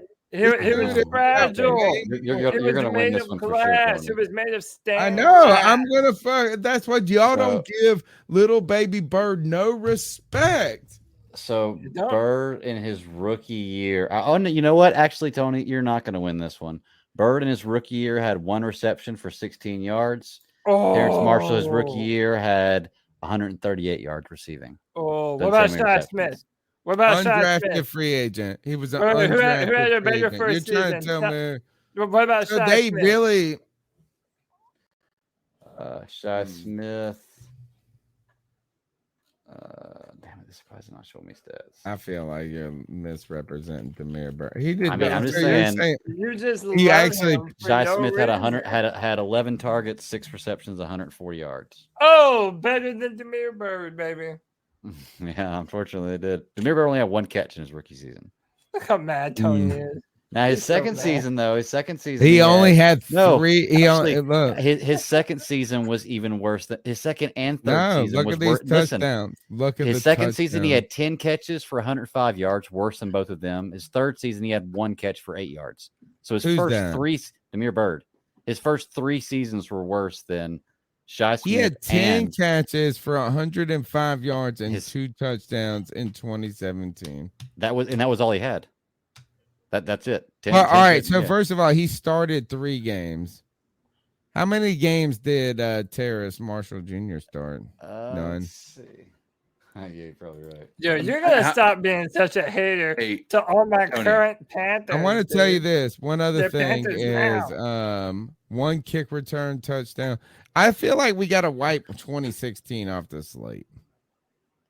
2016 don't count. No, I feel like we got to wipe. I think we got to wipe gotta Terrace go. Marshall Jr.'s first season under Sam Darnold with a horrible offensive I line. second that motion. And Off of what? Why is it not showing game start? Like, what did Damiere Byrd have? Who was his quarterback, Tony? Ooh. Touche. Ooh, that's a good question. I was there at the butt touchdown game. Somebody had put it in the chat. The butt touchdown game was awesome. All right, so this mug returned a touchdown and caught. He either returned 2 touchdowns and caught a touchdown, or returned a touchdown and caught 2 touchdowns in the same game. Cody, An undrafted free agent, little baby Bird chirps up and does cheeky Bird. Cheeky Bird is Bobby. Like that shit. Like he had an incredible ass game. Good That's riddance. Good But riddance. he only We don't had need him. he had like 1 good game a season. Like that was the problem. Like he'd have Undrafted 1 good free agent, man. He he'd had have 1 good game one and season. then get ACL, like get an ACL tear. That's like, enough for Tony to fall head over heels in love. Hey, by the way, you know how you were talking about your draft party when you Kelvin Benjamin was drafted? I found a video. So I was just like, I was trying to find your reaction. Look at Jay Cryer. I was trying to find your. Can we hear it? Yeah. Yeah, 25. I just want to 8 on most people's mock drafts. So, what do you think they'll do? Do you think they'll take him just because he's the best player there? So I guess I hadn't made the pick yet. Wow. Yeah. Find us where we made the pick. In there. And by the way, I already saw a part where you, at this point, you're already 12 beers in. Is that what I said? Yeah. It was a late pick. And my question is what? Look, Joe. There's Joe. is, Look, when we go, every Kelvin 3 years. Benjamin. It's crazy. But I don't know where. I don't know when it Keep happened. going. Keep going. It's towards the end. Keep going. Hold on. You'll see me. Keep going. It's towards the end. what? You sure this is the first one? This isn't it, is it? No, Big this Q's is not in this one. This isn't the right one. Yes, it is. This is 7 years ago. Well, then it was 8 years ago. Big Q was on it. I promise you. Join the party for the first round of the. This was not the 25th. Yeah, we drafted him 2014. Yeah. Oh shit. Year Okay. before. Told you. Told you. Go Look one at year Joe back. Look at Joe Riolano, though. I know. Go 1 year back. That was great. All Okay. right. I'm just trying to say, is Demir Bird far more accomplished? Yeah, he had one good game for us. One time. Marshall Jr. All right, my name's Tony Dunn. It's the C3 Panthers podcast brought to you by CarolinaCatChronicles.com. Even though the beginning of the show sounded crazy because Tony was having a meltdown, and somehow you guys really heard me. I hope not. Yeah, we did. Really? Yeah, we heard. We heard everything. We heard you. Ever. We heard you, yell out some homophobic statements. Take it, Cody. I don't know what to do. I can't hear anything. All right. Like Sea Dog said, smash the thumbs up button. Be a part of the show. Check out Robbie to English on Twitter. We'll be featuring that a little bit. Cody Lashney ruining the internet, like everybody. But we got to ruin the internet a little bit more with some ice up picks where we tell someone to ice up, toughen up, to get it together. Everything is free game, fair game. And guys, I need you to bring your best because I got like 7 tonight and I need you to, like, we're going to have to cycle and rotate. They need to be iced up. Who needs to ice up somebody? Oh, I'll go. Get mine out of the way real quick. Dr. Slappy yells. All right, so I am icing up Whoopi Goldberg, and this one might be a little bit long. It's for a number of different reasons, but man, I cannot stand listening to this woman talk. She's so racist, and she's just such a terrible microphone for headlines without any kind of knowledge or any kind of meat to what she's saying. It's just like whatever the headline is, she blurts it out there, and she gives this crazy, insane opinion about it. So, this whole abortion thing's going on with the Roe versus Wade thing, and for everybody freaking out, I just want everybody to know this is not what she's putting out there, that abortion is going to be illegal if this is overturned. For everybody who doesn't know that, that's not what this means. What this means is that, like a democracy, like the government's supposed to work, they're giving the power back to the people to vote at your state level on what you want your state to do. The state laws. That's the way this government's supposed to work. Okay, but that's not the real reason I'm icing up Whoopi Goldberg. I'm not getting on to anybody about their abortion views or anything like that. That's not what I want to talk about. As an extreme leftist that she is, she believes that a baby is not a baby until it is born. Until it is 100% born, it is not a baby.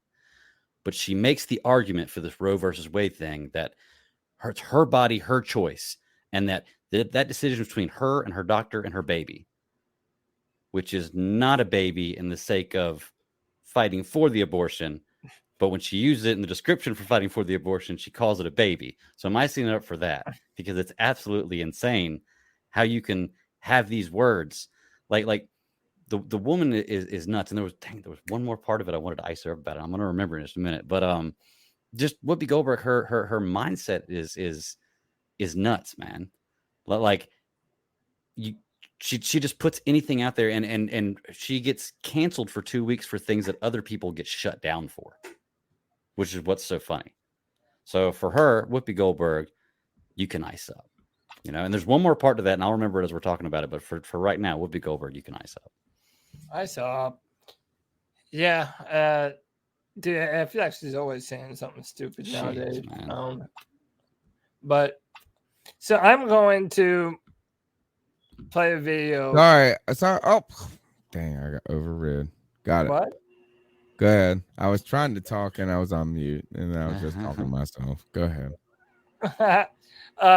So normally there's this company, I guess, called Project Veritas, and they're kind of known as like a right-wing type of thing, but basically they share these videos where they get very powerful people to say things and they film them.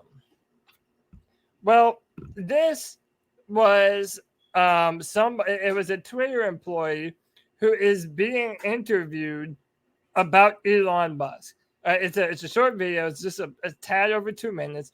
But listen to not only what he says about Elon Musk, but listen to what he says they've been doing at Twitter for years. Mm-hmm. Don't make profit, so it's going to say ideology, which is what's led us to not being profitable. The rest of us who have been here believe in something that's good for the planet and not just to give people free speech. Yeah. Yeah, not just to give people free speech or anything. Yeah. Because again, like, these people really do believe in what we're doing. These are the policies we put in place for misinformation or mislabeling media or whatever. Yeah. Why do you think this should be taken down? Yeah. Like, those are the questions they're going to ask him. Yeah. You know, yeah. It's going to be hard for him to be like, oh, because people should make their own decision. It's like, no, but people don't know how to make a rational decision if you don't put out correct things that are supposed to be out in the public. You're stupid. You don't know how to make a rational decision. Yeah, and he goes on to say that, like, who determines what is correct? Like, what is correct, legit information? Oh, but it's up to their team of people to determine. What I do every day and why I go out is like, we want it to be as fair and transparent and accurate as possible. Yeah. Show the algorithms. There's a level of censorship to make it correct, quote unquote, again. And what does correct mean? I guess like, it just kind of goes into the idea of like, well, what is correct? So again, there he's talking about, we at Twitter, we're supposed to be pushing this narrative to help everybody understand what isn't correct, even if that means censoring some things here and there. And he even admits it. Like, who is to say what is or isn't correct? But dude, listen to the shit that he says about Elon Musk. Influencing all these rules that there's, and Elon wants to dismantle them, then technically our ideology has led us to not making money because we're not making money. And Elon wants to turn it the other way so that we can make money. There's a statement they need all 7,000 people to say. And so they can't like tell us that like the real truth. He has Asperger's. Yeah. Listen to this. So he's special. You're special needs. You're literally special needs. So I can't even take what you're saying serious. So basically, because Elon Musk has Asperger's, which is a form of autism, he can't be taken seriously, dude, because he's a special needs person. Oh, by the way, just the richest man on the planet. No big deal. Targeting of tweets. Wait. You can read it. Let me see. And how to protect yourself. Groups like Project Veritas are active right now. Is that? It's like, so this dude that's interviewing him with the camera is from Project Veritas. And it's people at Twitter telling these dudes, hey, you better watch out for fucking Project Veritas, dude. Listen to how it ends. some group that's trying to just out the employees. Like they're trying to go on dates with them like this and record them and then go sell it to the New York Times and say, this is what the Twitter employee just said. This is what's really happening. This is what they're telling us to not do. You're lucky that you met me organically because I would be questioning everything about you. You're lucky you came on my back. Oh my God. First of all, how did he get him to shut? Look, is that this organic date? This organic gay date is over because you would not shut the fuck up. It was like dating Tony. You would not shut the fuck up, man. We went on this date and this guy was just talking about like, hey, you want to talk about Elon Musk? Oh, well, I will talk about him for the next 27 minutes. Dude, he's literally showing the guy the internal email about Project Veritas, and he's talking to Project Veritas.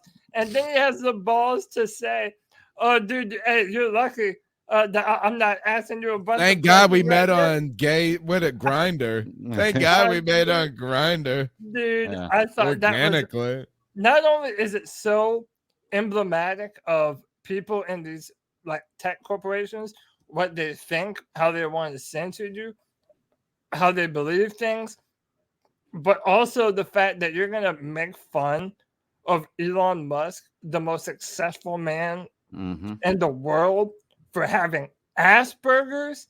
Hey, douchebag, what have you ever fucking accomplished in your lifetime? I suck, son. I don't want to delve into it too much, but I am a center politics person. Mm-hmm. Like I'm like, it depends on what issue it is, right? If I'm liberal or conservative, right? I mean, like, so I'm just not down a fair. I don't know how to explain it, but I tend to like intellectualism.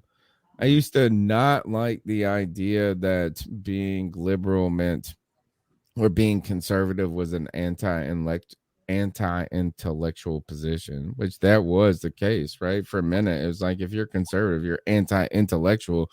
Yeah. You don't like data, you don't like information, you don't you just It's flipped the other way. right. That's what I'm all right, so I'm driving down the road the other day, and it was and driving down of course you're driving down the fucking road. What else are you doing on the road? But I'm listening to NPR, which I've always loved. You know what I'm saying? I've listened to NPR for my whole life. I was and it was a commercial on it. It wasn't even like a NPR, but it was like the base, like later today. It was a plug for one of their shows later on. It was like later today about baseless. It said this: baseless conspiracy theories, baseless conspiracy theorists, and they said somebody's name. I was like, God damn, imagine that. You know, it's like it was so loaded. Yeah. So loaded. It was not like, oh man, calling a conspiracy theory was not enough, but baseless, because I was like, oh my God. It just felt, it was like, oh my God, if you don't fucking get the vaccine, you hate the world. It was really bad. And it's to the point whereas someone who was the leftist, like, why are you pushing me away? I used to say this about Republicans, conservatives, is y'all push me away. Mm-hmm. You push me away with your over conservatism, your anti-gay talk, you know what I'm saying? You push me away from you. Mm-hmm. And now I feel like the libs are pushing me away. Like, it's like, who wants me? Mm-hmm. God damn, can y'all be more reasonable? Well, liberals, like, they have this thing where it's like okay, for example, Joe Rogan is kind of viewed as like, people online view him as this right-wing conservative voice, when in fact he's more liberal than he is conservative. But you notice that whenever he does share a conservative opinion, like, conservative people are like, yeah, go Joe Rogan. But when Joe shares a leftist opinion, lefty people aren't ever championing him because they've already deemed Joe Rogan to be the bad guy. So it's like, and that's disappointing to me. Like, dude, I grew up in the 90s. I've never voted Republican a day in my fucking life, just being honest with you. And like, now that it's like the left is like shunning people and like telling people that you can't think this, you can't like this. And it's not even conspiracies at this point, because, by the way, those baseless conspiracies, that's what that guy was just telling you about on that video. That they're censoring things, that they censor things to make sure that everybody's getting the right and correct information. Well, who are you to judge what is or isn't correct information? It's bullshit. Especially when you have guys like Bezos who run Washington Post, and you don't have to say anything about that. Who's an extreme liberal? Yeah. They don't say nothing about that. But Elon Musk wants to buy Twitter, and they make a big deal. Hey, I do remember the other part of my ISA pick for Whoopi Goldberg. Let me get it out real quick before we move on with it. The fact that she says "my body, my choice" is absolute bullshit, because she's affecting more than just her in that. I can remember people pushing a "my body, my choice" thing a long time ago that affected nobody but me, like a vaccination, and people were trying to drag me over the coals for it. So the vaccination affects nobody but myself, yet they tried to make a law out of that. You know? Well, so, just saying. You can get somebody sick, but you couldn't. No, you can't. But the vaccination doesn't stop you. Greg, stop fucking everybody. It doesn't stop you from getting people sick. You're such a all right, CK, do you got an ice up pick? Yeah, I mean, I was gonna go just low hanging fruit and just ice up all the opponents of the Chargers because of their fucking schedule release. Oh, I know. They just dominated Everybody. They left no. Just like obviously everything was just amazing, but like I thought that was an incredible thing to have happen and just kind of like I don't know. It was just amazing. So I'm icing up the opponents to the Chargers who absolutely got fucking roasted in that video. Nice. All right, so my first ice up pick goes. My boy told me this. He was like, I was like, man, I buy shoes. I still buy shit off of eBay. I love eBay. I still use eBay a lot. And he's like, what the fuck you use eBay for? He's like, give you 7 different apps and this and that. Do this. And he said, here, check out. He told me this. And I'm like, I'm slow to the party. StockX. He's like, oh, you get these shoes. He told me this. So I heard this the night before. I opened the Twitter up the next day, and this is what comes up. He said, what the fuck? So he says, what the fuck? I'm suing StockX. And they got this Jordan that's got the butt. Bro, I didn't notice that. Like, I ain't ever shopping on this StockX. I'm back on that eBay joint. Back on that eBay joint. That was my first one, man.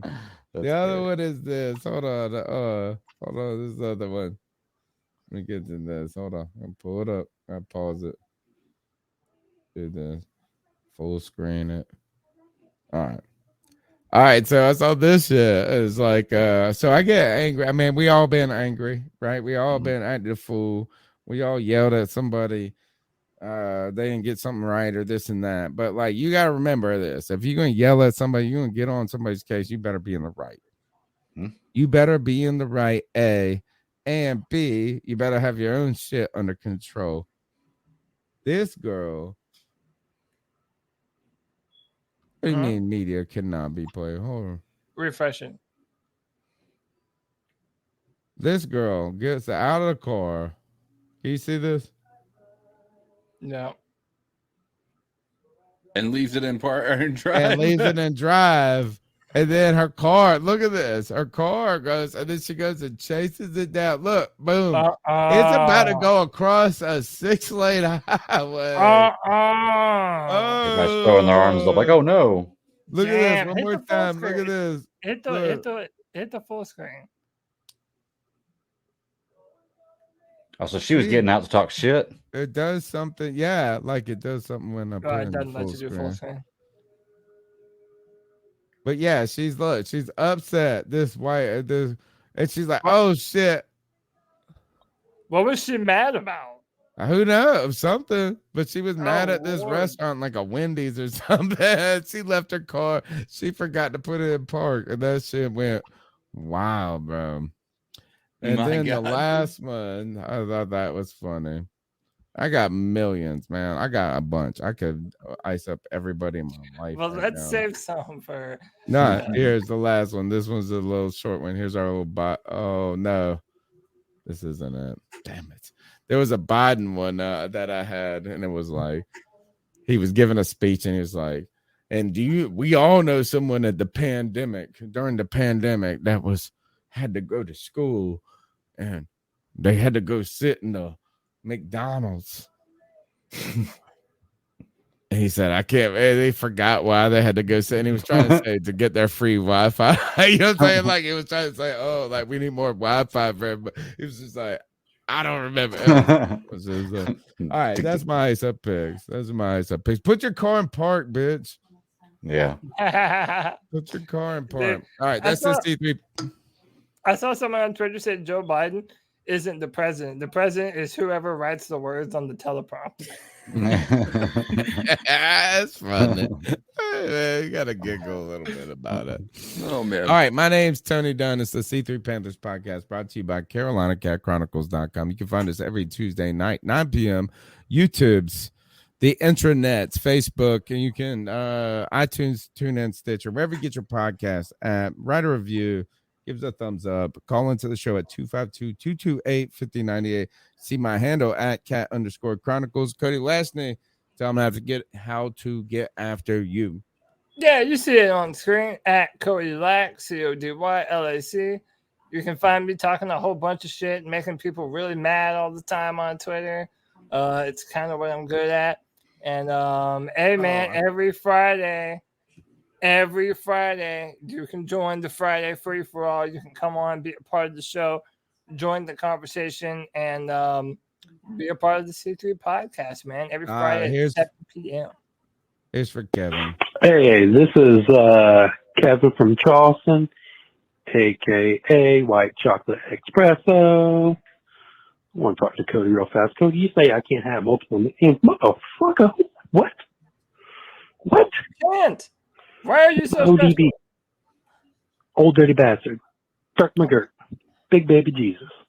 The man has so many nicknames, I can't even remember them all. You know? So, yes, I can't have many nicknames as I can. And you know what? Well, I am the Drunk Panther right now. I just threw up some shit. It's orange and purple. It was his Fucking damn it. You asked for it. All right, Greg, how can they find you, brother? You can find me at the Bat Daddy 52 on Twitter, or check me out live Fridays at 9 p.m. Eastern Standard Time on YouTube at the Super Civil Servants Podcast. TK? You can find me on the social medias, the Twitters, the Facebooks, the Instagrams, Codizzle Allen. I stream. Thinking about creating an OnlyFans. Who knows? Yeah, come check us out. You know what? You better be having some whips, some ties, and some shame up in that OnlyFans, baby. Voice only. Yeah, it's right. just gonna be a voice on. Oh, shame him. It's gonna be a life and a day in the life, and it's just gonna be about waking, working, and wanking. I'm just gonna call. I'm just gonna pay for you to shame me. Just pay for you to shame me. Until next time, Panther Nation, keep pounding.